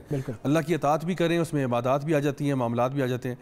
सूरह जिन अगर आप देखें, सूरह नंबर 72 है, वहाँ पे भी ये बात जिक्र की गई कि जिन्नात में से कई ऐसे होते हैं जो कि अच्छे होते हैं और कुछ ऐसे भी होते हैं जो कि बहुत फासिक फाजिर किस्म के भी होते हैं, और जिन्नात में भी मुख्तलिफ मज़ाहिब के जिन हो सकते हैं, ये बात पॉसिबल है। तो इसी तरह से हम देखते हैं कि इनकी भी इबादत जो है वो हमारी इबादत से बहुत मिलती जुलती हैं। इनके यहाँ भी नमाज, रोज़ा और बाकी सारे जो मामलात हैं वो सब कुछ हैं। नबी करीम सल्लल्लाहु अलैहि वसल्लम के साथ ये वाक़यात पेश आए कि आप कहीं पे कुरान मजीद की तिलावत कर रहे हैं तो जिन्नात आके वो सुन रहे हैं और वो कह रहे हैं कि सुभान अल्लाह, ये कितना अच्छा कलाम है जो कि सुनाया जा रहा है, हमें ये मैसेज लेके अपनी कौम के पास वापस जाना चाहिए। तो जिन्नात जो है वो दावत और तबलीग भी करते हैं। यानी कि जिन्नात के अंदर जो है अंबिया के मबूस होने का सिलसिला होता है, या इस हवाले से हमें कुछ मिलता है? इसके बारे में हुजूर अकरम सल्लल्लाहु अलैहि वसल्लम के पास वो आए और उन्होंने सुना, तो इसका मतलब है कि वो तो तमाम आलमों के लिए रहमत है, तो फिर उनका तो रास्ता वास्ता जो है वो उनसे भी होगा जिन्नात से। जी, इसमें यही दो राय पाई जाती है। एक राय तो ये है कि जितने भी अंबिया आए वो इंसानों पर ही आए, और जिन्नात चूँकि हमें देख तो सकते हैं, सुन भी सकते हैं, हम उनकी वर्ल्ड में एंटर नहीं कर सकते, लेकिन वो हमारी वर्ल्ड से इंटरेक्ट कर रहे हैं। तो जन्नात में जो है ना अम्बिया का सिलसिला नहीं हुआ, बल्कि सिर्फ इंसानों में हुआ। एक ये ओपिनियन है। दूसरा ओपिनियन ये भी है कि शायद अल्लाह बेहतर जानता है कि उनके यहाँ भी कोई आए हों, क्योंकि हमें ये बात मालूम है कि इब्लीस जो था वो बड़ा इबादत गुजार था। हाँ, ठीक है। तो इब्लीस भी अल्लाह ताला फरमाते हैं काना मिनल जिन, वो भी जिन्नात में से था। तो वो बड़ा इबादत गुजार था, वो भी बड़ा यानी परहेजगार था, बहुत अल्लाह ताला का इबादत करने वाला। लेकिन बहरहाल जब उसको टेस्ट किया गया तो वो उसमें फेल हो गया। तो इससे पता चलता है कि जिन्नात भी इबादत करते हैं। सही है। अच्छा, यानी कि नेक भी होते हैं। फिर जी ये बिल्कुल, पता चल जाता है कि हमें हर वक्त इस चीज़ से डरने की भी ज़रूरत नहीं होती। जी, क्योंकि हम लोग जब वर्ड यूज़ करते हैं ना शैतान, तो हम शैतान कहते हैं जी सारे जिन शैतान होते हैं, ऐसी बात नहीं है। जिन्नात में शयातीन भी होते हैं और इंसानों में भी शयातीन होते हैं, ये तो हम सारे जानते हैं, ठीक है। और इसी तरह से जिन्नात में नेक लोग भी होते हैं, हमारे अंदर भी नेक लोग होते हैं। और इसी तरह से जिस तरह से हमारे यहाँ मुख्तलिफ स्कूल्स ऑफ थॉट होते हैं, डिफरेंट रिलीजन्स होते हैं, इसी तरह से जिन्नात में भी डिफरेंट उनके भी ग्रोह हैं और डिफरेंट स्कूल्स ऑफ थॉट हैं। और उनके यहाँ भी डिफरेंट लोगों को इबादतें डिफरेंट तरीके से करना, मुशरिकीन उनके यहाँ भी हैं, मुनाफिकीन उनके यहाँ भी हैं। तो बहरहाल मतलब तरतीब जो हमारे लिए कोड ऑफ कॉन्डक्ट या जो इंस्ट्रक्शंस हैं दीन की, वही उनके लिए भी एज इट इज हैं। शरीयत अहकामात जिनको जी उनके ऊपर भी एक शरीयत है, उसकी हो सकता है कुछ उसमें इम्प्लिकेशंस हो सकता है फ़र्क हो, लेकिन बहरहाल उमूमी तौर पे तौहीद पर उन्होंने भी आना है। अल्लाह ताला की इबादत उन्होंने भी करनी है। शादी ब्याह उनके यहाँ भी होते हैं, बच्चे वगैरह उनके भी होते हैं, एक उनका भी एक समाजी वो होती है, अमवात उनकी भी होती हैं। तो ये सारे मामला रोज़े महशर पर वो भी हमारे बिल्कुल होंगे। अल्लाह ताला कुरान मजीद में फरमाते हैं कि जहन्नम को भर दिया जाएगा इंसानों से और जिनों से। सही। तो उनको भी यानी जज़ा और सज़ा का मामला उनके साथ भी है। और उनके लिए भी जिस तरह हमें इंसानों को फ्री विल दिया हुआ है ना कि हम अपनी मर्जी से चूज़ करते हैं, मैंने अगर नेकी करनी है मैं नेकी को चूज़ करूंगा कि मैं नेकी का काम करना चाहता हूँ, और अगर बुराई चूज़ करता हूँ वो भी मेरी चॉइस है। बिल्कुल इसी तरह से जिन भी जो है वो भी अपनी चॉइस करता है कि या तो वो अल्लाह ताला वाला बन जाए या वो शैतान वाला बन जाए, तो उसकी अपनी मर्जी होगी उसमें। फ्री विल जो है वो उनके पास भी मौजूद है। बिल्कुल, क्योंकि ये फ्री विल जो है ये एक अलग ऐसा टॉपिक है कि जिसके ऊपर बड़े बड़े लोग जो हैं वो डगमगा जाते हैं। इस पर हम किसी और दिन बात हमें करनी चाहिए कि ये फ्री विल क्या है और कैसे हम इस फ्री विल के होते हुए अल्लाह ताला की इबादतें करेंगे। और वरना तो फिर लोग ये कहते हैं ना कि जब सब कुछ डिसाइडेड है तो फिर हमारा इसमें क्या कसूर है, ये किसी और वक्त के लिए उठा रखते हैं। अच्छा, अब जिन्नात के हवाले से जब बात होती है तो क्या ये हैं तो ये दोनों अलग अलग दुनिया है जी, अलग अलग मखलूक, तो इनकी इंटरेक्शन कितनी ज़्यादा होती है? और उसमें इंटरेक्शन में आपको नेगेटिव, हमें तो वाक़यात नेगेटिव वाले ज़्यादा सुनने को मिलते हैं, तो क्या पॉजिटिव इंटरेक्शन भी होती है? देखिए जो नेगेटिव, अगर इसको थोड़ा सा इलैबोरेट करूँ कि पॉजिटिव इंटरेक्शन तबलीग के हिसाब से, दावत के हिसाब से, देखिए जिन्नात जो है वो हमारी दुनिया के साथ इंगेज करना उनको भी पता कि वो नहीं कर सकते और हमें भी पता कि हम वहाँ नहीं जा सकते। ये एक लाइन है कि जो हम लोग क्रॉस नहीं करते। मैंने अपने टीचर से, हदीस के टीचर से, उनसे जब ये सवाल पूछा कि अच्छे जन्नात जो हैं वो हमारे साथ कब तक इंटरेक्ट करते हैं, तो उन्होंने कहा था कि ये इसकी मिसाल यूँ है कि कभी कभार आपने रात को अलार्म लगा के आप सोते हैं कि जी फजर के लिए उठेंगे, तो अलार्म लगाया लेकिन नहीं लगाया आपने, मतलब आपको लगा कि मैंने लगा दिया लेकिन नहीं लगाया, लेकिन आपको एहन फजर के टाइम पे ना लगा कि किसी ने झंझोड़ा आपको, आप उठे, आपने कहा ओ देखो कैसे सुभान अल्लाह मेरी आँख खुद ब खुद खुल गई। लेकिन हो सकता है वो अल्लाह की कोई मखलूक थी जिसने आपको हल्का सा छेड़ दिया, क्योंकि वो हर रोज़ सुबह देखता है कि आप नमाज़ पढ़ते हैं। अच्छा, एक जन है जो आपकी विसिनिटी में कहीं रहता है, वो आपकी तिलावत सुनता है, कुरान सुनता है, वो आपसे बड़ा मतलब बहुत खुश होता है कि देखे कि एक अल्लाह का बंदा रोज़ सुबह उठता है। तो उसने जब एक दिन देखा कि आप नहीं उठे तो उसने आपको थोड़ा सा हिला जुला दिया। तो ये वो जिन भी हो सकता है जो हमारे साथ होता है हर वक्त, एक तो वो भी है ना जो हमारे साथ होता है, वो आपको फजर के लिए नहीं उठाएगा। अच्छा, वो उसका मामला जो उसका मामला क्या है, हमारे साथ कितना हम उस पर और वो हम पर इन्फ्लुएंस होते हैं। जी, वो बेसिकली करीन होता है जो आपको हमेशा नेगेटिव चीज़ों की तरफ उकसाता है आपको। यानी जब हम वो अक्सर बच्चों के कार्टून्स में भी दिखाते हैं ना कि वो एक तरफ से एंजल आ गया, एक तरफ से डेविल आ गया, तो वो दोनों उसको बता रहे होते हैं कि यूं करो वो करो। तो जो आपके साथ करीन होता है, जो कि जिन होता है आपके साथ, वो बेसिकली एक शैतान ही होता है। और वो जितना ज़्यादा आप ईमान में स्ट्रांग होंगे उतना वो कमज़ोर होगा, या जितना अगर आप ईमान में कमज़ोर होंगे उतना वो स्ट्रांग होगा। तो इसीलिए देखें जब आप एक इंसान नेकी की तरफ जाता है ना, तो ये जो आपके साथ जिन है ये आपको फिर बहुत बड़े बड़े कुफरिया कामों की तरफ नहीं लेके जाता। इसको पता होता है कि ये इंसान बहुत नेक है, इसको छोटा मोटा कह लो, भाई टाइम ज़ाया कर लो, फलां कर लो, किसी की बचुगली कर लो। लेकिन जो बंदा ईमान में कमज़ोर होगा उसको फिर वो बड़े बड़े ख्यालात देता है, कैसे करो अब इस तरह लोगों को लूटो, या फलां काम करो या फलां काम करो। तो ये आपको कंटिन्यूसली नेगेटिव की तरफ उकसाता रहता है। सहाबा ने पूछा नबी करीम सल्लल्लाहु अलैहि वसल्लम से कि या रसूल अल्लाह आपके साथ भी करीन है? आपने कहा हाँ मेरे साथ भी है, लेकिन मेरा करीन मुसलमान हो चुका है। तो ये हम इतने खुशकिस्मत नहीं कि हमारा करीन मुसलमान हो चुका हो, कमज़ोर जरूर हो सकता है लेकिन मुसलमान वो नहीं होगा। सही। अच्छा, अब इबादत गाहों की अगर हम बात करें तो अब जैसे हम आजकल देख रहे हैं कि भाई कोरोना का मामला है और जो इबादत गाहें हैं उसमें इंसान नहीं जा रहे हैं, बहुत कम जा रहे हैं, तो क्या इबादत गाहें भी जिन्नात के लिए वही हैं? वो भी हमारी मसाजिद में आकर अक्सर मतलब हम बड़े बूढ़ों से वाक़यात सुनते हैं कि भाई वो मौलवी साहब थे सिपारा पढ़ाते थे तो जिन्नात भी आते थे उनके यहाँ पे सिपारा पढ़ने के लिए, वो भी ज़ाहिर इबादत का ही एक अमल है, लेकिन क्या इस तरह की इबादत गाहों में इंटरेक्शन? ये बड़ा अच्छा सवाल आपने पूछा है। सबसे पहले तो मैं इस दुआ से बात को शुरू करूंगा कि अल्लाह ताला हमारी इबादत गाहों को उसी तरह से बल्कि उससे भी बेहतर तरीके से रिस्टोर करे जैसे उनकी हालत पहले थी इस वायरस के आने से पहले। तो यकीनन हम लोग बहुत मिस करते हैं इबादत उस तरीके से जिस तरह पहले हुआ करती थी। तो जिन्नात का मामला तो ये कि जिन्नात के ऊपर तो कोरोना वायरस का मसला है नहीं, तो वो तो मस्जिद में अभी भी जाके नमाज़ें पढ़ें, जिक्र करें, तिलावत करें, जो कुछ करना चाहें। एक बड़े अच्छे हमारे साथी हैं, वो मदीना यूनिवर्सिटी में होते हैं, तो उन्होंने वहाँ का एक वाक़या सुनाया कि वहाँ पे एक जिन था जो कि तालिब इल्म बना हुआ था। अच्छा, आप हैरान होंगे कि भाई पता कैसे चला ये? तो हाँ, पता कैसे चला ये कि क्योंकि वो ना असल में वो असल में ना आपको पता है कि जिन्नात में भी ना आप सल्लम की हदीस में आता है कि ये भी इंसानी रूप में भी आ सकते हैं, और इनमें से ऐसे भी हैं जो कि सांपों की शक्ल में भी आ जाते हैं। काले कुत्ते का जिक्र भी आता है हदीस में कि उसका रूप भी इख्तियार करते हैं। तो एक पर्टिकुलर स्टूडेंट था वहाँ पे जो कि, और इस तरह के बहुत सारे वाक़यात आपको अक्सर जामियात में मिलेंगे, ठीक है। तो उन्होंने कहा कि जी एक लड़का था जिसके बारे में हमें शक था कि ये थोड़ा सा ना डिफरेंट है, बड़ा ऑड सा है। तो हुआ ये कि कहीं उसने उसको कोई लड़का था, उसने कुछ खाने की चीज़ बनाई तो उसको देने के लिए गया, तो उसने उसे कहा कि जब अंदर लाके ना उसने खाना उसके लिए वहाँ पे रखा, तो डॉर्म्स में था, तो उसने कहा उसको कि यार जाते हुए दरवाज़ा बंद कर देना। तो कहता कि मैं दरवाज़ा बंद ना कर पाया, तो कहता कि मैं बस अभी मुझे एकदम से निकलते हुए ख्याल आया कि मैंने दरवाज़ा बंद नहीं किया। तो कहता मैं पीछे मुड़ा तो मैंने देखा कि जिस तरह एक हाथ लंबा होकर आगे आया और उसने दरवाज़ा खुद ही बंद कर दिया। तो कहता तो उसके बाद कहता कि मैंने वहाँ से चीख मार के मैं वहाँ से फरार हुआ, और फिर मैंने जब बाकियों को जाके बताया तो उस लड़के को बकायदा तौर पर पकड़ा गया, और फिर उसके ऊपर बकायदा केस हुआ, सब कुछ हुआ, और वहाँ पर फिर उन्होंने ये बात डिसाइड की कि जो उनके शेख थे, फिर उन्होंने कहा कि देखो मैं ये बात अच्छी तरह जानता हूँ कि कई जन्नात में से भी ऐसे हैं जो यहाँ पढ़ने आते हैं, लेकिन हम उनके साथ छेड़खानी नहीं करते, ना उनको हम प्रोवोक करते हैं, ना उनको छेड़ते हैं। अगर तो वो तमीज से पढ़ रहे हैं, हमारे साथ कोई प्रॉब्लम नहीं क्रिएट कर रहे, तो let them go about their business. लेकिन अगर वो खुदा ना खास्ता कोई इंटरेक्शन बीच में ऐसा आ रहा है, फिर हमें उसके खिलाफ कोई एक्शन लेना चाहिए। यानी कि इंटरेक्शंस हो सकते हैं, होते हैं, लेकिन ऑब्वियसली वो आपकी कॉल पे नहीं होगा, ठीक है ना। अगर आप अपनी कॉल पे एक्शन करवा रहे हैं तो फिर ये जादू है, और जादू जो है वो दीन में हराम है। यानी जब एक जादूगर जो है वो जिन्नात को कहते हैं ना काबू में ले लेता है, तो असल में वो जिन के काबू में आया होता है। बिल्कुल ठीक है, ये कॉन्ट्रैक्ट, तो इससे बचना चाहिए। बहुत शुक्रिया राजा ज़िया साहब, वक्त दिया आपने, और वाकई एक ऐसा इंटरेस्टिंग ये सेगमेंट था, इसको ज़ाहिर है ख़त्म करने का तो दिल नहीं चाहता, लेकिन वही दुआ हम कर लेते हैं कि हमारे साथ जो करीन है अल्लाह ताला उससे हमारी हिफाजत फरमाए, हमें उस पर काबू पाने की तौफीक अता फरमाए, और हमें जो बुरे जिन्नात हैं जिनके बारे में आता है ना कि वो वसवसे डालते हैं, उनके भी शर से महफूज रखे अल्लाह ताला। एक छोटा सा ब्रेक लेना है हमें, और ब्रेक के बाद जब वापस आएंगे तो फिर हम ब्रेक पर ही जाना है ना, ब्रेक पे जाना है, बिल्कुल सही, क्योंकि हमें वो किचन वाला सेगमेंट भी तो करना होता है ना। तो ब्रेक के बाद आते हैं, तो फिर किचन के सेगमेंट की तरफ जाते हैं।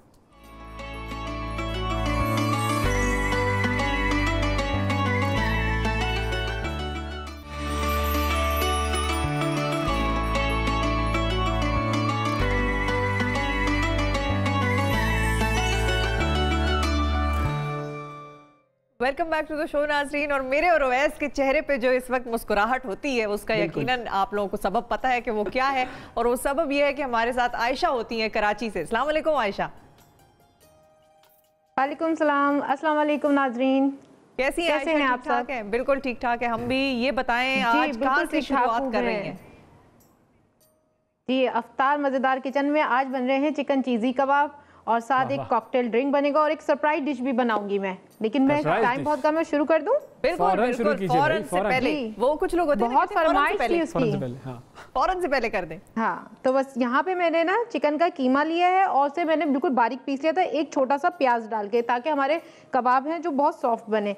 इसमें जो जो चीज़ें मसाले स्पाइसेस जाएंगे वो मैं बता देती हूँ। कुटी लाल मिर्च जा रही है इसमें 1 चाय का चम्मच, कुटा हुआ जीरा 1 चाय का चम्मच, और यहाँ मैंने कुटा हुआ धनिया लिया, लेकिन इससे पहले तो भून लिया था, इसी का बहुत अच्छा टेस्ट आएगा, तो वो भी 1 चाय का चम्मच।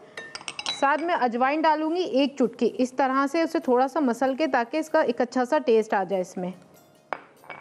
पिसा हुआ गरम मसाला 1 चाय का चम्मच, कुटी काली मिर्च 1 चाय का चम्मच, लहसुन अदरक का पेस्ट 1 चाय का चम्मच, साथ इसमें 4 खाने के चम्मच बिहारी कबाब मसाला जा रहा है, बहुत अच्छा होता है, मज़ेदार इसका टेस्ट आता है, वो शामिल कर देते हैं हम। मसालेदार से कबाब लग रहे हैं। नमक मैं नहीं डाल रही, क्योंकि हाँ मुझे ऐसा लग रहा है कि ना ये मसाले का नमक अपना होगा, तो इसलिए मैं नमक शामिल नहीं कर रही, लेकिन हस्बे ज़रूरत है। अगर आप इससे ज़्यादा बना रहे हैं, क्योंकि यहाँ मैंने आधा किलो लिया था, तो आप इससे ज़्यादा बना रहे हैं तो फिर आप इसमें शामिल कर सकते हैं। अच्छा, हम इस सब मसालों को डाल के ना चॉपर में पीस सकते हैं, क्योंकि मेरे पास टाइम कम था इसलिए मैं चिकन पहले से पीस के ले आई। यहाँ मैं हरा धनिया शामिल कर रही हूँ और हरी मिर्चें जो चॉप की हुई हैं हाथों से वो शामिल कर रही हूँ। ये नहीं ब्लेंडर में डाल के आप इसे करेगा। साथ मैं आधा लेमन का जूस शामिल कर रही हूँ, बहुत अच्छा टेस्ट देगा इसमें, मज़े के बनेंगे कबाब। फिर एंड में हम इसमें चीज़ शामिल करेंगे। मैं इसमें स्टफ़ नहीं कर रही चीज़ की। अच्छा, थोड़ा सा मैं ऑयल को इस तरह से हाथ में लगा रही हूँ और इसे अच्छी तरह मिला रही हूँ ताकि फिर अच्छी तरह से सारे मसाले मिक्स हो जाएं। ठीक है, फिर हम इसके कबाब तैयार करेंगे। तो बड़ा आसान सा लग रहा है मुझे। चीज़ तो आपने इसमें डाली नहीं? चीज़ नहीं डाली, मैं स्टफ़ नहीं कर रही। मैं ना जब बिल्कुल इन्हें फ्राई कर लूँगी तो ऊपर से इसके ना डालूँगी चीज़, फिर उसे मेल्ट करूँगी और फिर हम उसे आराम से फिर उसके ऊपर से खाएंगे। चीज़ अच्छी लगती है ना, ऊपर से हो अंदर से हो। चीज़ तो चीज़ है भाई, इस तरह से तमाम मसालों को। चीज़ तो क्या चीज़ होती है, वाह। हर चीज़ में चीज़ तो लाजमी चीज़ है, बिल्कुल चीज़ का होना। ये है कि बहुत सारे लोग चीज़ खाते हैं तो फिर उनका वजन बढ़ जाता है। हाँ, मेरे साथ ये मसला नहीं है। हाँ, ये तो अल्हम्दुलिल्लाह, माशाल्लाह, ये तो इंशाल्लाह कोई बात नहीं। चलें, यहाँ पे तमाम मसाले मिक्स कर दिए मैंने। अब मैं यहाँ पे ले रही हूँ मिज़ान कुकिंग ऑयल, जो कि हमारे खाने की ग़िज़ाइयत और जायके को बरकरार रखता है जी। और सबसे बड़ी बात ये है कि जैसे कि आजकल रमज़ान है, हम लोग सबसे पहले किचन में जाते हैं, कढ़ाई रखते हैं, उसमें ऑयल डालते हैं, तो उसका इंतखाब करना बहुत ज़रूरी है। तो ऐसे तेल का इंतखाब करें जो कि सेहत के लिए भी अच्छा हो, जायकेदार हो और आपके खाने की ग़िज़ाइयत को बरकरार रखे। तो ये पुरानी वाली बोतल आप कहाँ भिजवा देती हैं? उसका क्या डाल दिया है। उसका क्या करती हूँ मैं? उसे और फिल कर लेती हूँ उसको। और फिर रिफिल, हाँ गुड। कितने बड़े बड़े केन उठाए नहीं जाते ना, तो फिर उसे उसमें डाल लेती हूँ। ब्रुनाई दारुस्सलाम मुझे लग रहा है। अच्छा, गुड। हाँ, नहीं सही है, ये रिफिल हो जाती है तो बहुत अच्छी बात है। अगर नहीं भी है तो भी अच्छी बात है। अच्छा, किस शेप में बना रही हैं? हाँ, अच्छी बात है। आप इस तरह से ऑयल लें। ये मैं यूं इस तरह की शेप में जो होते हैं सीख कबाब की शेप में, वही बना रही हूँ। सही है। हाँ हाँ भाई, शेप क्या फर्क पड़ता है? ऑयल मेरा गरम हो जाए। आप तो वैसे ही बोटियों के दुश्मन, तो वो तो वही बात है कि गोल हो, बोटियों के। अब आप कहेंगे कि बोटियों के कबाब तो सारा शेप तल पे जाना है ना। आज इन कबाब के मामले में इनकी बात हो सकती है, क्योंकि बोटियों के भी कबाब बनते हैं। आप उसे भी कबाब कहते हैं, जो कि चिकन की बोटियों से बनते हैं। और जैसे बिहारी कबाब होते हैं, वो अगर आप बीफ के बना रहे हैं तो वो बोटियों से ही तैयार होते हैं, उसका कीमा नहीं बनता। तो आप कुछ लोग ना कबाब को कबाब भी कहते हैं। कबाब, हाँ कबाब, हाँ, हाँ, ये वो लोग होते हैं जो अफगानिस्तान को अफगानिस्तान कहते हैं। हाँ, अच्छा, ठीक है। अच्छा, हम जरा कराची की तरफ जाते हैं। कराची में हीट वेव का जरा मामला है, क्योंकि हीट वेव का जो मामला है उसको डिस्कस कर लेते हैं। आज से हीट वेव की लपेट में है कराची, जिसके बाद समुद्री हवाएं मुअत्तल रहेंगी और आने वाले दिनों में दर्जा हरारत 43 डिग्री तक जाएगा। ऐसे में रोज़ेदारों को क्या करना चाहिए, गर्मी से बचने के लिए सहर और अफ्तार में क्या खाना और पीना चाहिए, बात करेंगे माहिर ग़िज़ाइयत डॉक्टर सहर चावला से। अस्सलाम वालेकुम। वालेकुम अस्सलाम। जी डॉक्टर साहिबा, ये बताइए कि ये जो हीट वेव का मामला है, ये रोज़ेदारों पर किस तरह असर करता है और कैसे इससे वो लोग बच सकते हैं? जी, मैं बहुत ब्रीफली सिर्फ एक मिनट लेके हीट वेव का कॉन्सेप्ट क्लियर करना चाहूंगी। हीट वेव का मतलब ये होता है कि जब 3 दिन या 3 दिन से ऊपर किसी खास एरिया का, किसी खास ज्योग्राफिक एरिया का जो टेम्परेचर है उससे ऊपर टेम्परेचर चला जाए, तो उसको आप हीट वेव कहते हैं। यानी वो टेम्परेचर जो उस एरिया के लिए ज्यादातर मुख्तस नहीं होता, जो हमारी ह्यूमन बॉडी होती है उसका टेम्परेचर 37 डिग्री सेंटीग्रेड होता है। जब ये 38 डिग्री सेंटीग्रेड से ऊपर चला जाता है तो जो ह्यूमन बींग्स है उनको हीट एग्जॉस्शन हो सकती है। और अगर इनके से 40 डिग्री से ऊपर चला जाता है तो जो कंडीशन होती है उसको आप हीट स्ट्रोक कहते हैं। और हीट स्ट्रोक का नाम आई एम श्योर बहुत लोगों ने सुना होगा। इससे खुदा ना खास्ता डेथ भी हो सकती है। हीट स्ट्रोक, हीट एग्जॉस्शन और जो हीट वेव आ रही है, इसकी तैयारी बॉडी को पहले से कर लेनी चाहिए। और तैयारी करने के लिए सबसे पहले आपको जिस चीज का ख्याल रखना चाहिए, जो आपके पास कॉमन सेंस कहती है, क्योंकि रोजे भी है, हाइड्रेशन। जब मैं हाइड्रेशन की बात करती हूँ, जब मैं हाइड्रेशन की बात करती हूँ, मैं खाली पानी की बात नहीं करती। हाइड्रेशन से मुराद है आपके पास पानी और नमकियात। आपने पानी की इंटेक का तो ख्याल रखना ही रखना है, लेकिन उसके साथ आपने कोशिश करनी है कि आप अपनी ग़िज़ा में फलों में फल और सब्जियां और खाने की कुछ ऐसी चीजों का इंतखाब करें जो कि आपकी बॉडी को नेसेसरी मिनरल से भरपूर रखें, नेसेसरी मिनरल्स जो उनको प्रोवाइड करें। मैं एक बात बताना चाहूंगी कि वो सारे मिनरल्स और वो सारे वाइटामिन जो आपकी बॉडी में इन्फ्लेमेशन कम करते हैं, वो सारे मिनरल्स और वो सारे वाइटामिन आपकी बॉडी में हीट भी कम करते हैं। अब वो वाइटामिन और मिनरल्स आपके आपके पास कौन कौन से होते हैं? वो आपके पास विटामिन ए होता है, विटामिन सी होता है, विटामिन ई होता है, यानी वो सारी ग़िज़ाएं जिनमें आपके पास विटामिन ए, विटामिन सी और विटामिन ई है, वो सारी ग़िज़ाएं जो है आपके पास गर्मी का जो असर है कम करती हैं। अगर हम फलों की बात कर लें तो सबसे पहले जो माइंड में आ जाता है, और अल्लाह का शुक्र आजकल हमारे पास मौजूद भी है, वाटरमेलन। वाटरमेलन में आपके पास तकरीबन 90% पानी होता है। उसके अलावा उसमें आपके पास vitamin A, vitamin C, vitamin E, potassium I am so sorry अच्छा, जो पोटेशियम होता है। उसके अलावा जी, जो नाजरीन हमें सुन रहे हैं, मैं सिर्फ ये अनाउंस करना चाहती हूँ कि आप हमें कॉल्स भी कर सकते हैं। डॉक्टर साहिबा भी हमारे साथ मौजूद हैं, उनसे हीट वेव या हीट स्ट्रोक के हवाले से कोई अगर क्वेश्चन हो, कुछ जानना चाहें तो आप उनसे पूछ सकते हैं। जी डॉक्टर साहिबा। वाटरमेलन आपके पास जो फायदे प्रोवाइड करता है वही फायदे आपके पास खरबूजे भी प्रोवाइड करते हैं, वही फायदे आपके पास गर्मी भी प्रोवाइड करते हैं। गर्मी का इंस्टेंट और डायरेक्ट इफेक्ट होता है आपकी जो बॉडी की हीट है उसको कम करने में, और कोशिश करें कि गर्मी का तरबूज या वाटरमेलन का जो आप स्लश है वो बना के रोज इस्तेमाल करें। एक और बात, जो आपके पास सौंफ का पानी होता है वो इंस्टेंट बॉडी टेम्परेचर को नीचे लेकर जाता है। आप अफ्तारी के बाद जो सौंफ है उसको पानी में भिगो कर रख सकते हैं। 6 से 7 घंटे जब सौंफ पानी में भिगो के रखते हैं, सुबह आप सहरी के टाइम सौंफ वाला पानी पी लें। वो आपकी बॉडी टेम्परेचर को, जो आपका थर्मोस्टेट है, जो नेचुरल टेम्परेचर सेट है बॉडी को, उसको थोड़ा नीचे लेके चला जाता है। प्यास तो नहीं लगती फिर पूरे दिन में? अगर आप सौंफ वाला पानी पी रहे हैं तो उससे फिर प्यास तो नहीं लगती रोजे के दौरान? देखिए, रोजे के दौरान प्यास लगना इनएविटेबल है, ठीक है, प्यास तो आपको लगेगी। बात यह है कि आपकी बॉडी का जो हाइड्रेशन लेवल है वो नीचे जाना नहीं चाहिए, यानी हमारी जो सेलुलर परसेंटेज ऑफ वाटर है वो आपके पास नीचे नहीं जानी चाहिए। अगर प्यास तो आपको रोजे में लगेगी, ठीक है, लेकिन वो जो प्यास है उसको आपकी बॉडी की जो फंक्शन उनको खराब नहीं करना चाहिए। जो तेल का तेल होता है, जो सिर्फ एक सेकंड के लिए आपको डॉक्टर साहिबा मैं माजरत के साथ रोकूंगी। जी मिसेज इजाज, अस्सलाम वालेकुम, लाहौर से। वालेकुम अस्सलाम, कैसी है शिफा आप? हम बिल्कुल ठीक ठाक हैं, आप कैसी हैं? मैं भी ठीक हूँ। स्पेशली मैंने कुछ कहना था आपके लिए। मैं काफ़ी अरसे से आपका प्रोग्राम जो है वो देख रही हूँ, और मेरी कुछ जॉब ऐसी है, बेसिकली मैं टीचर हूँ, लेकिन मेरी जॉब सेकंड टाइम है, तो मैं यूजुअली मॉर्निंग शोज को देखती हूँ। अच्छा, और मैं बड़ी स्ट्रिक्ट क्रिटिक भी हूँ। अच्छा, करिए, क्रिटिसिज्म करने लगी है, तैयार हो जाऊँ मैं? जी जी, आई मास्टर्स इन इंग्लिश, तो उसमें क्रिटिसिज्म का भी एक टॉपिक होता है। तो जी अच्छा, मैंने ये देखा है कि अल्लाह ताला ने हमें बड़े अरसे के बाद एक ओरिजिनल, एक प्रैक्टिकल, एक नेचुरल वे ऑफ थिंकिंग जो है ना वो आपकी सूरत में दिया है। अरे बहुत शुक्रिया मिसेज इजाज, आपने तो बहुत ही बड़ा कॉम्प्लीमेंट कर दिया। मैं बहुत अभी छोटी सी चीज हूँ, इतने बड़े कॉम्प्लीमेंट के काबिल नहीं हूँ, लेकिन बहुत से ऐसे लोग हैं जो हमारी इंडस्ट्री में काम इसी तरह का कर रहे हैं जो मैं करना चाहती हूँ। ये टीम को भी वैसे इस चीज का क्रेडिट जाता है। आपको लाइक माइंडेड लोग मिल जाएं तो फिर आपका आगे जाना जरा आसान हो जाता है। मैं बस आपके लिए ये एक छोटी सी एडवाइस दूंगी कि आप जितनी अपनी प्योरिटी है और जितना आप नेचुरल है ना, अगर आप उसके ऊपर एम्फेसिस करेंगे आप बहुत आगे जाएंगे। अगर आप आर्टिफिशियल वे में और इस तरह से चली गई ना, तो फिर मेरे जैसे बंदे मायूस होंगे। मैं बहुत खुश होती हूँ। नहीं, आप मायूस ना हो, हम ऐसा होने नहीं देंगे। ये करीब होती बलाई ले लेती वैसे। अच्छा। मुझे लग रहा है माशाल्लाह। गुड। मैं ये चाहती हूँ कि जरा आपके साथी एंकर भी कुछ चार्मिंग सा हो जाए, तो फिर क्या ही बात है। क्या हो जाए? क्या कहा? ये तो मुझे वैसे आधी बात ही उनकी समझ में आई है, लेकिन ये है कि क्या हो जाए? चार्मिंग सा हो जरा कोई। चार्मिंग अभी ढूंढते हैं ना, ये सस्ते में यही मिला है भाई। हो जाए तो फिर क्या, सस्ते में मिल गया था, ये रख लिया, अब क्या करें? मिसेज इजाज, आपको पता नहीं है कि हम काम कितने मजे से कर रहे होते हैं। अगर आप नहीं भाई, उनकी राय है भाई, उन्हें मतलब नहीं, लेकिन मैं तो बता रही हूँ ना उनको कि हमें बड़ा मजा आ रहा होता है साथ काम करके। और आपका काम जो है वो तभी लोगों की नजर में आता है जब आप वो काम फ्री माइंड से, तसल्ली से, इत्मीनान से कर रहे हो। उसके लिए आपकी टीम का वैसा होना बड़ा जरूरी है जैसी आपकी सोच है। और मुझे तो इस चीज की बड़ी खुशी है कि ओवैस और मेरी सोच में बड़ी हम-आहंगी पाई जाती है। कहा है तो आप जो प्रोग्राम है वो आप संभालें, मैं तो जा रहा हूँ छुट्टी करके। अरे आपका एक अगर मिसेज इजाज ने कह दिया तो आप भूल ही गए उन सब लोगों का जो आपको मोहब्बत करते हैं, और वो जो हमारा एक फेसबुक पेज भरा हुआ होता है उन्होंने बिल्कुल। अच्छा डॉक्टर साहिबा, आपकी तरफ वापस आते हैं। लेमनेड का मैं पूछना चाह रही थी, नींबू पानी की क्या तासीर है वैसे बॉडी के हवाले से?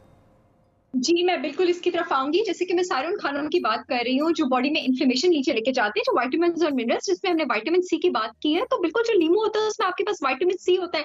और नींबू और पानी को और अच्छा करने का तरीका ये है कि आप उसमें मिंट भी डाल लें, आप उसमें मिंट लीव्स, आप उसमें पुदीने के पत्ते भी डाल लें, क्योंकि जो पुदीने के पत्ते होते हैं वो भी आपके पास विटामिन सी और विटामिन ए से लोडेड होते हैं। तो अगर आप सहरी के टाइम भी नींबू पानी और ये पुदीने का इस्तेमाल कर लेते हैं, और बीच में आप इलायची, कार्डेमम का इस्तेमाल भी आप करें। जो आपके पास इलायची और कार्डेमम होती है उसके रिमार्केबल डिटॉक्सिफिकेशन प्रॉपर्टीज होती हैं, और यानी बॉडी में टॉक्सिसिटी जो मुज़िर केमिकल्स हैं उनका स्टार्ट कम करने की प्रॉपर्टीज होती है, और वो आपके पास बॉडी का टेम्परेचर भी नीचे लेके जाती है। जो अनार का जूस है, अक्सर सुना होगा कि बहुत सारे लोगों को खुदा न खास्ता कैंसर के जो मरीज होते हैं, दिल के जो मरीज होते हैं, लोगों की सर्जरी होती है, उनके अनार को जूस का कहा जाता है, क्योंकि अनार के जूस की रिमार्केबल हेल्थ प्रॉपर्टीज तो है ही है, उसके साथ उसका कूलिंग इफेक्ट भी आपके पास बहुत ज्यादा जबरदस्त है। कोकोनट वाटर सबसे प्योरेस्ट और सबसे हेल्दीएस्ट फॉर्म जो कराची वालों ने तो बहुत अवेलेबल दिया हुआ है ना। जी ठीक है, कोकोनट वाटर के बड़े फायदे। अच्छा, हम जरा आयशा की तरफ जाएंगे। जो कोकोनट वाटर है वो सारे इलेक्ट्रोलाइट, सारे विटामिन, सारे मिनरल से लोडेड है। केले के बारे में मैं बात करना चाहूंगी। जो केला हम आते हैं आपकी तरफ, डॉक्टर साहब आप थोड़ा सा हम आयशा की तरफ जाने दीजिए। कराची आयशा ने एक डिश तो मुकम्मल कर ली है, हमने देख लिया उन्होंने कबाब पे बड़ी जबरदस्त चीज भी जो है वो क्रस्ट लगा दी है ऊपर और उसको उन्होंने ढक्कन के अंदर रख लिया है। अब आयशा मजीद आगे कहाँ बढ़ रहे हैं हम, किस तरफ जा रहे हैं? मतलब ये चार्मिंग से कबाब लग रहे हैं मुझे। इसे हाँ, अभी डॉक्टर साहिबा से बात हो रही थी जो अस्सलाम वालेकुम उन्हें कहेगा, मेरी बहुत फेवरेट है और अभी मेरी फेसबुक फ्रेंड बनी है। वो बहुत दिन हुए, ज़्यादा सिर्फ एक हफ्ता ही हुआ होगा। अच्छा, तो हाँ, उन्होंने बहुत अच्छी बातें की। तो आज उनकी बातों पे अमल करके मैं एक ड्रिंक बना रही हूँ जो कि मैं टैंक से बना रही हूँ, टैंक कॉकटेल। उसमें मैं पाइनएप्पल टैंक ले रही हूँ और एप्पल टैंक ले रही हूँ, और साथ में मिंट का भी इस्तेमाल कर रही हूँ और लेमन का भी कर रही हूँ, क्योंकि आज कराची में बहुत गर्मी थी, तो उसी को देखते हुए हम ये ड्रिंक बना रहे हैं। सही है। अब हमें 1 मिनट में ब्रेक पर जाना है, तो जो भी आपका मरहला है मुकम्मल कर लें। चलें, आप फिर ब्रेक पे आ जाते हैं। नहीं, आप शुरू तो करें, हमारे पास है ना टाइम, ऐसे भी ना करें, आप शुरू तो करें। चलें, सही है, टाइम है तो बस इस वक्त तो मिनट की जो है मैं ले रही हूँ एप्पल टैंक, जो कि टैंक का ही फ्लेवर है। इसमें एप्पल टैंक जो है वो और किसी ब्रांड में नहीं मिलता और बहुत ही इसकी अच्छी सी खुशबू है। साथ इसका पाइनएप्पल टैंक ले रही हूँ मैं, बहुत मज़े का बनेगा ये। गर्मी है, आज ज़रूर खाएं, क्योंकि गर्मी की वजह से सही कहा था जैसे डॉक्टर साहिबा ने कि पानी की कमी नहीं होती, नमकियात की भी कमी होती है, तो उसके लिए ज़रूरी है कि हम टैंक का इस्तेमाल करें। अच्छा, लेमन भी आपने डाली है, हो जाती पूरे दिन रह के, तो जी बिल्कुल बहुत मज़े की ड्रिंक बनेगी ये, क्योंकि कॉकटेल बन रहा है, साथ इसमें पानी डालेंगे और ठंडी ठंडी बर्फ डालेंगे। अच्छा, ये आयशा ये बताइए, ठंडी बर्फ डाल रही थी, अहम मरहले पे आपने रोक दिया उनको। अच्छा, चले ना, वापस आ जाएंगे, तब भी ठंडी बर्फ डालेंगे। लेकिन आयशा से मैं ये पूछूंगी कि कॉकटेल और मॉकटेल में क्या फर्क है? क्या मॉक करने के बाद वो जो पिलाया जाता है वो मॉकटेल हो जाता है? लेकिन ब्रेक भी हमें जाना है, ब्रेक से वापस आते हैं तो दोबारा मिलते हैं।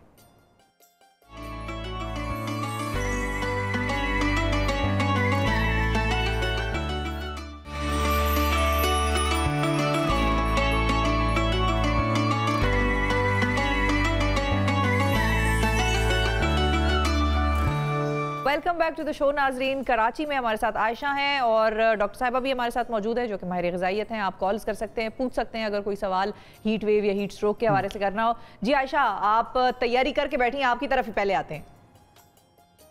जी बिल्कुल, मैंने अपनी ड्रिंक बना ली थी जिसमें मैंने टैंक लिया था पाइनएप्पल और एप्पल फ्लेवर का, साथ मैंने उसमें मिंट डाला था और लेमन जूस डाला था, ठंडी ठंडी बर्फ डाली और मेरा ड्रिंक तैयार हो गया है। अब मैं जो सरप्राइज डिश है वो बताती हूँ कि क्या है, जिसकी इतनी डिमांड है, इतनी फरमाइशें हैं कि मत पूछें। ये है सब रोस्टों का चिकन समोसा, और सब रोस्टों के चिकन समोसे हैं, बहुत ही मज़ेदार बने हुए हैं।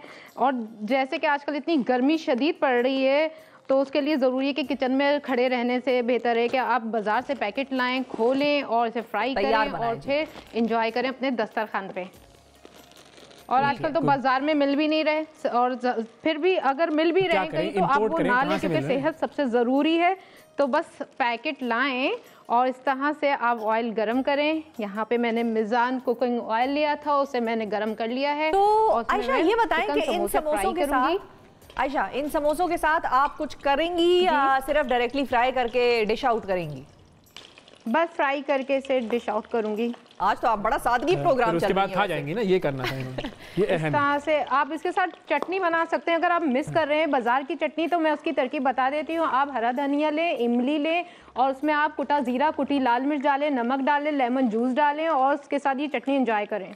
वेरी गुड, जबरदस्त। अच्छा, अब आप ये इनको फ्राई कीजिए, हम डॉक्टर सहर चावला की तरफ जाते हैं। मायोनीज ले लें, केचप ले लें और आप इसमें चिली सॉस डालें, कुटी काली मिर्चें डालें और एक अच्छी सी डिप बन जाएगी, बहुत ही मजेदार। ठीक है आयशा, हमारे साथ कॉलर है जी। अस्सलाम वालेकुम, बिलाल इस्लामाबाद से हैं। बिलाल साहब अस्सलाम वालेकुम। बिलाल साहब, आपको आवाज आ रही है? बिल्कुल आवाज़ आ रही है। मैं आपका प्रोग्राम देख रहा था जी। मैं इस्लामाबाद की बात कर रहा हूँ, PhD कर रहा हूँ मैं इंटरनेशनल में। गुड जी। अभी एक हमारी बहन आई थी, उन्होंने कमेंट किया था कि ये जो हमारे मेल एंकर बैठे उन्हें ज़रा चार्मिंग होने चाहिए।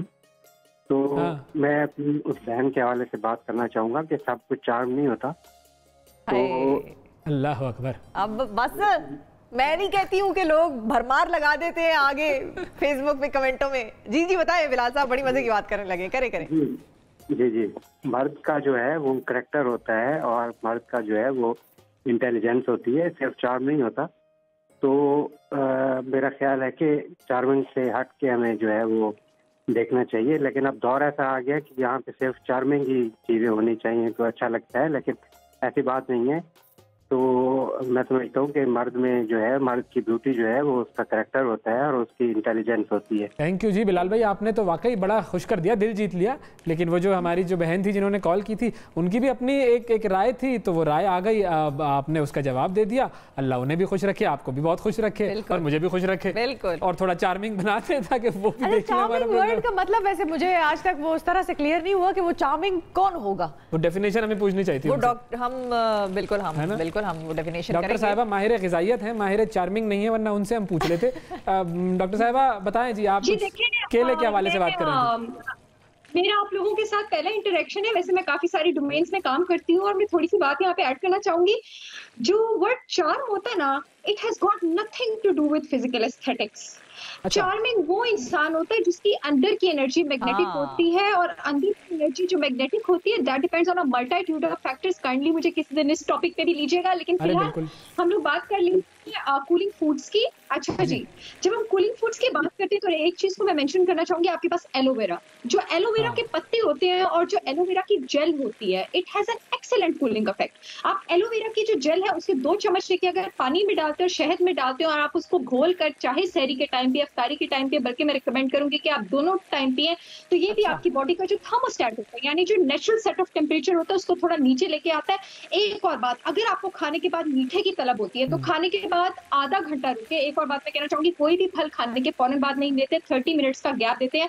आधा घंटा रुक के आप केला खाएं। केला is an excellent cooling food. उसके 2 रीजंस हैं।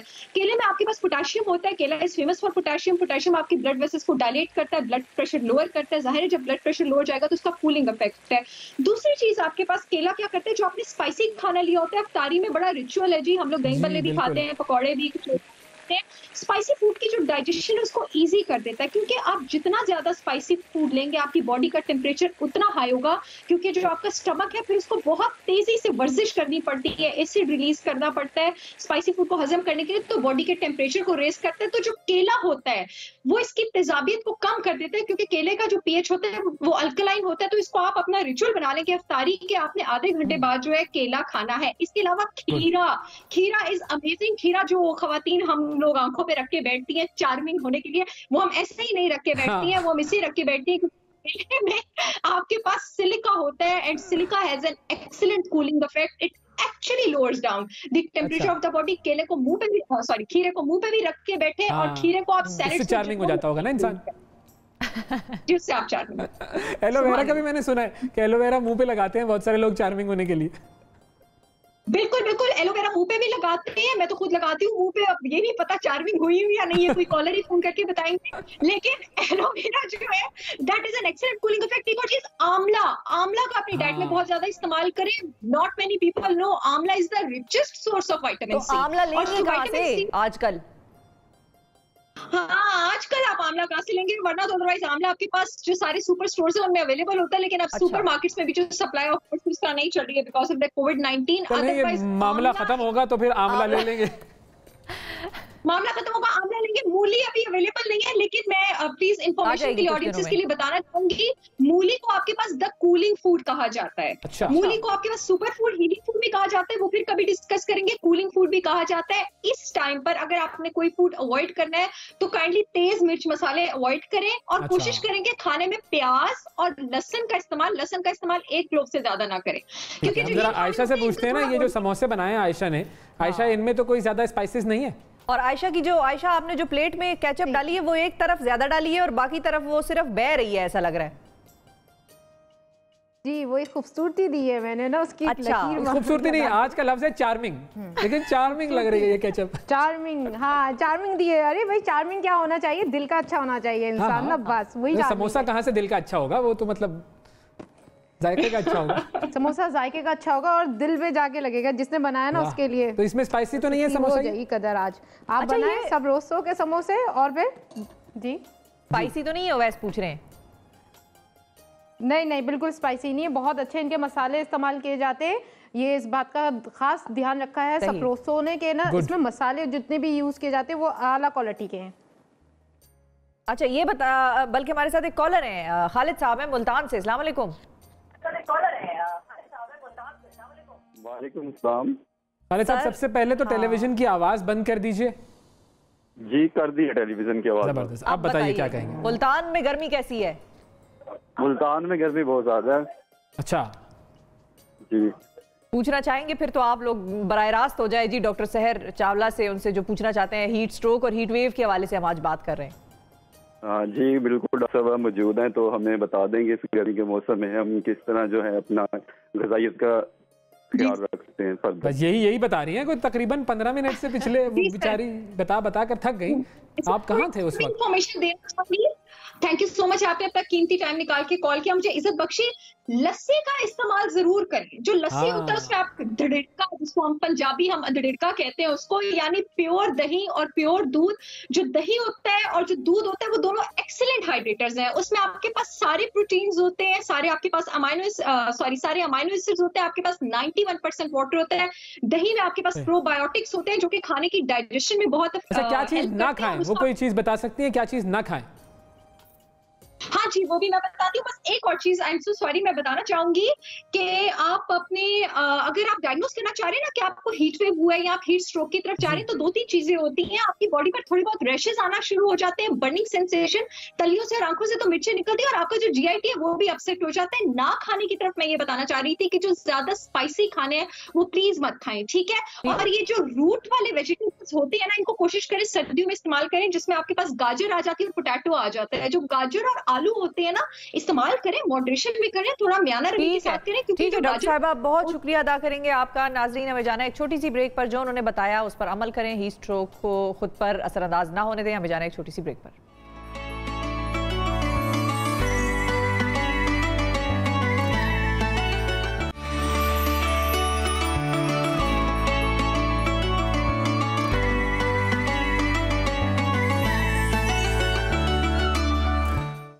Welcome back to the show. नाजरीन चलते हैं कराची। आयशा तैयार है, वहां पर अपने साजो सामान एहतमाम किया हुआ है उन्होंने। आयशा जी बिल्कुल, यहाँ पे मैंने चिकन चीज़ कबाब बना लिए हैं और इसमें मैंने चीज़ ऊपर से डाली है, उसे ग्रिल कर लिया था, वो तैयार है। आप इसे गरम गरम नान या पूरी या फिर बन के साथ या पीटा ब्रेड के साथ एंजॉय कर सकते हैं। साथ मैंने यहाँ पे बनाए थे सब रोस्टो के चिकन समोसे, छोटे से हैं, बहुत यानी डिमांड है इनकी, बाजार में नहीं मिल रहे, तो आप इन्हें ज़रूर अपनी टेबल का हिस्सा बनाएं। गर्मी बहुत पड़ी है कराची में। अरे ये सब रोस्टो लाए आप अपने घर में, तो बाजार में हर जगह हर मतलब करीब में आपको देखो इन्होंने सियासी बयान बदल दिया फौरन, बाकी नहीं मिल रहे। अच्छा ठीक है चले। हाँ बाकी जो बाजार में फूड स्ट्रीट में नहीं मिल रहे। अच्छा, चले मैं आज पूरी बात क्या करूंगी। हाँ फूड स्ट्रीट में नहीं मिल रहे और उन्हें बहुत याद किया जा रहा था, बहुत उनकी फरमाइश थी, तो आप लाए अपना सप्रोसो का पैकेट, उसे खोलें, गर्म ऑयल में फ्राई करें और तैयार है। साथ कराची में बहुत गर्मी पड़ रही है, तो उसके लिए मैंने एक बहुत अच्छी टैंक से ड्रिंक बनाई है, जिसमें मैंने एप्पल और पाइन एप्पल ड्रिंक लिया था और दोनों वो लिए थे और मिक्स किए उन्हें, और साथ मैंने इसमें लेमन ऐड किया था और मिंट ऐड किया था और ठंडी बर्फ ऐड की थी, ताकि आप जब रोजा खोलें तो ठंडा ठंडा ये ड्रिंक पिए और गर्मी को भूल जाएं। अब ये आपने जवाब नहीं दिया ना कि कॉकटेल और मॉकटेल में क्या फर्क है? उसमें फ्रूट्स भी ऐड होते हैं मॉकटेल में ना, आप उसमें स्लाइस करके फ्रूट्स भी डालते हैं, और कॉकटेल में आप सारे ड्रिंक्स मिला के आप बनाते हैं। देखिए ये आपने ध्यान लिया आयशा का, आयशा पास हो गई सब ध्यान आयशा को। हाँ गुड आयशा, पसंद आई आपकी बात हमें, और हमें लगता है पूरा सबक याद करके आता है ये बच्चा। हाँ मैं भी यही कहने वाला था कि आपने सबक बहुत अच्छे तरीके से याद किया हुआ है, बस उस यूनिवर्सिटी का पता नहीं मिल रहा हमें कि वो कौन सी यूनिवर्सिटी है जहाँ से आपने पढ़ के सबक याद किया। बिल्कुल हाँ वो पर बाद में बिल्कुल आखिरी रमजान में बताऊंगी आपको। हाँ ये हम बात करेंगे 31वें मतलब 30वें या 29वें रोजे पर। बिल्कुल ठीक है। ओके चलें ठीक है, बहुत शुक्रिया आयशा, आपने आज भी बड़े ज़बरदस्त 3 जो है वो डिशेस बनाई और ज़ाहिर है जब ये लोग देखते हैं तो अपने घर पर ट्राई भी करते होंगे और एंजॉय भी करते होंगे। और अब चूँकि वक्त आ गया है, इस्लामाबाद में इफ्तार का वक्त हुआ चाहता है, तो हम चलते हैं इस्लामाबाद में इफ्तार की तरफ।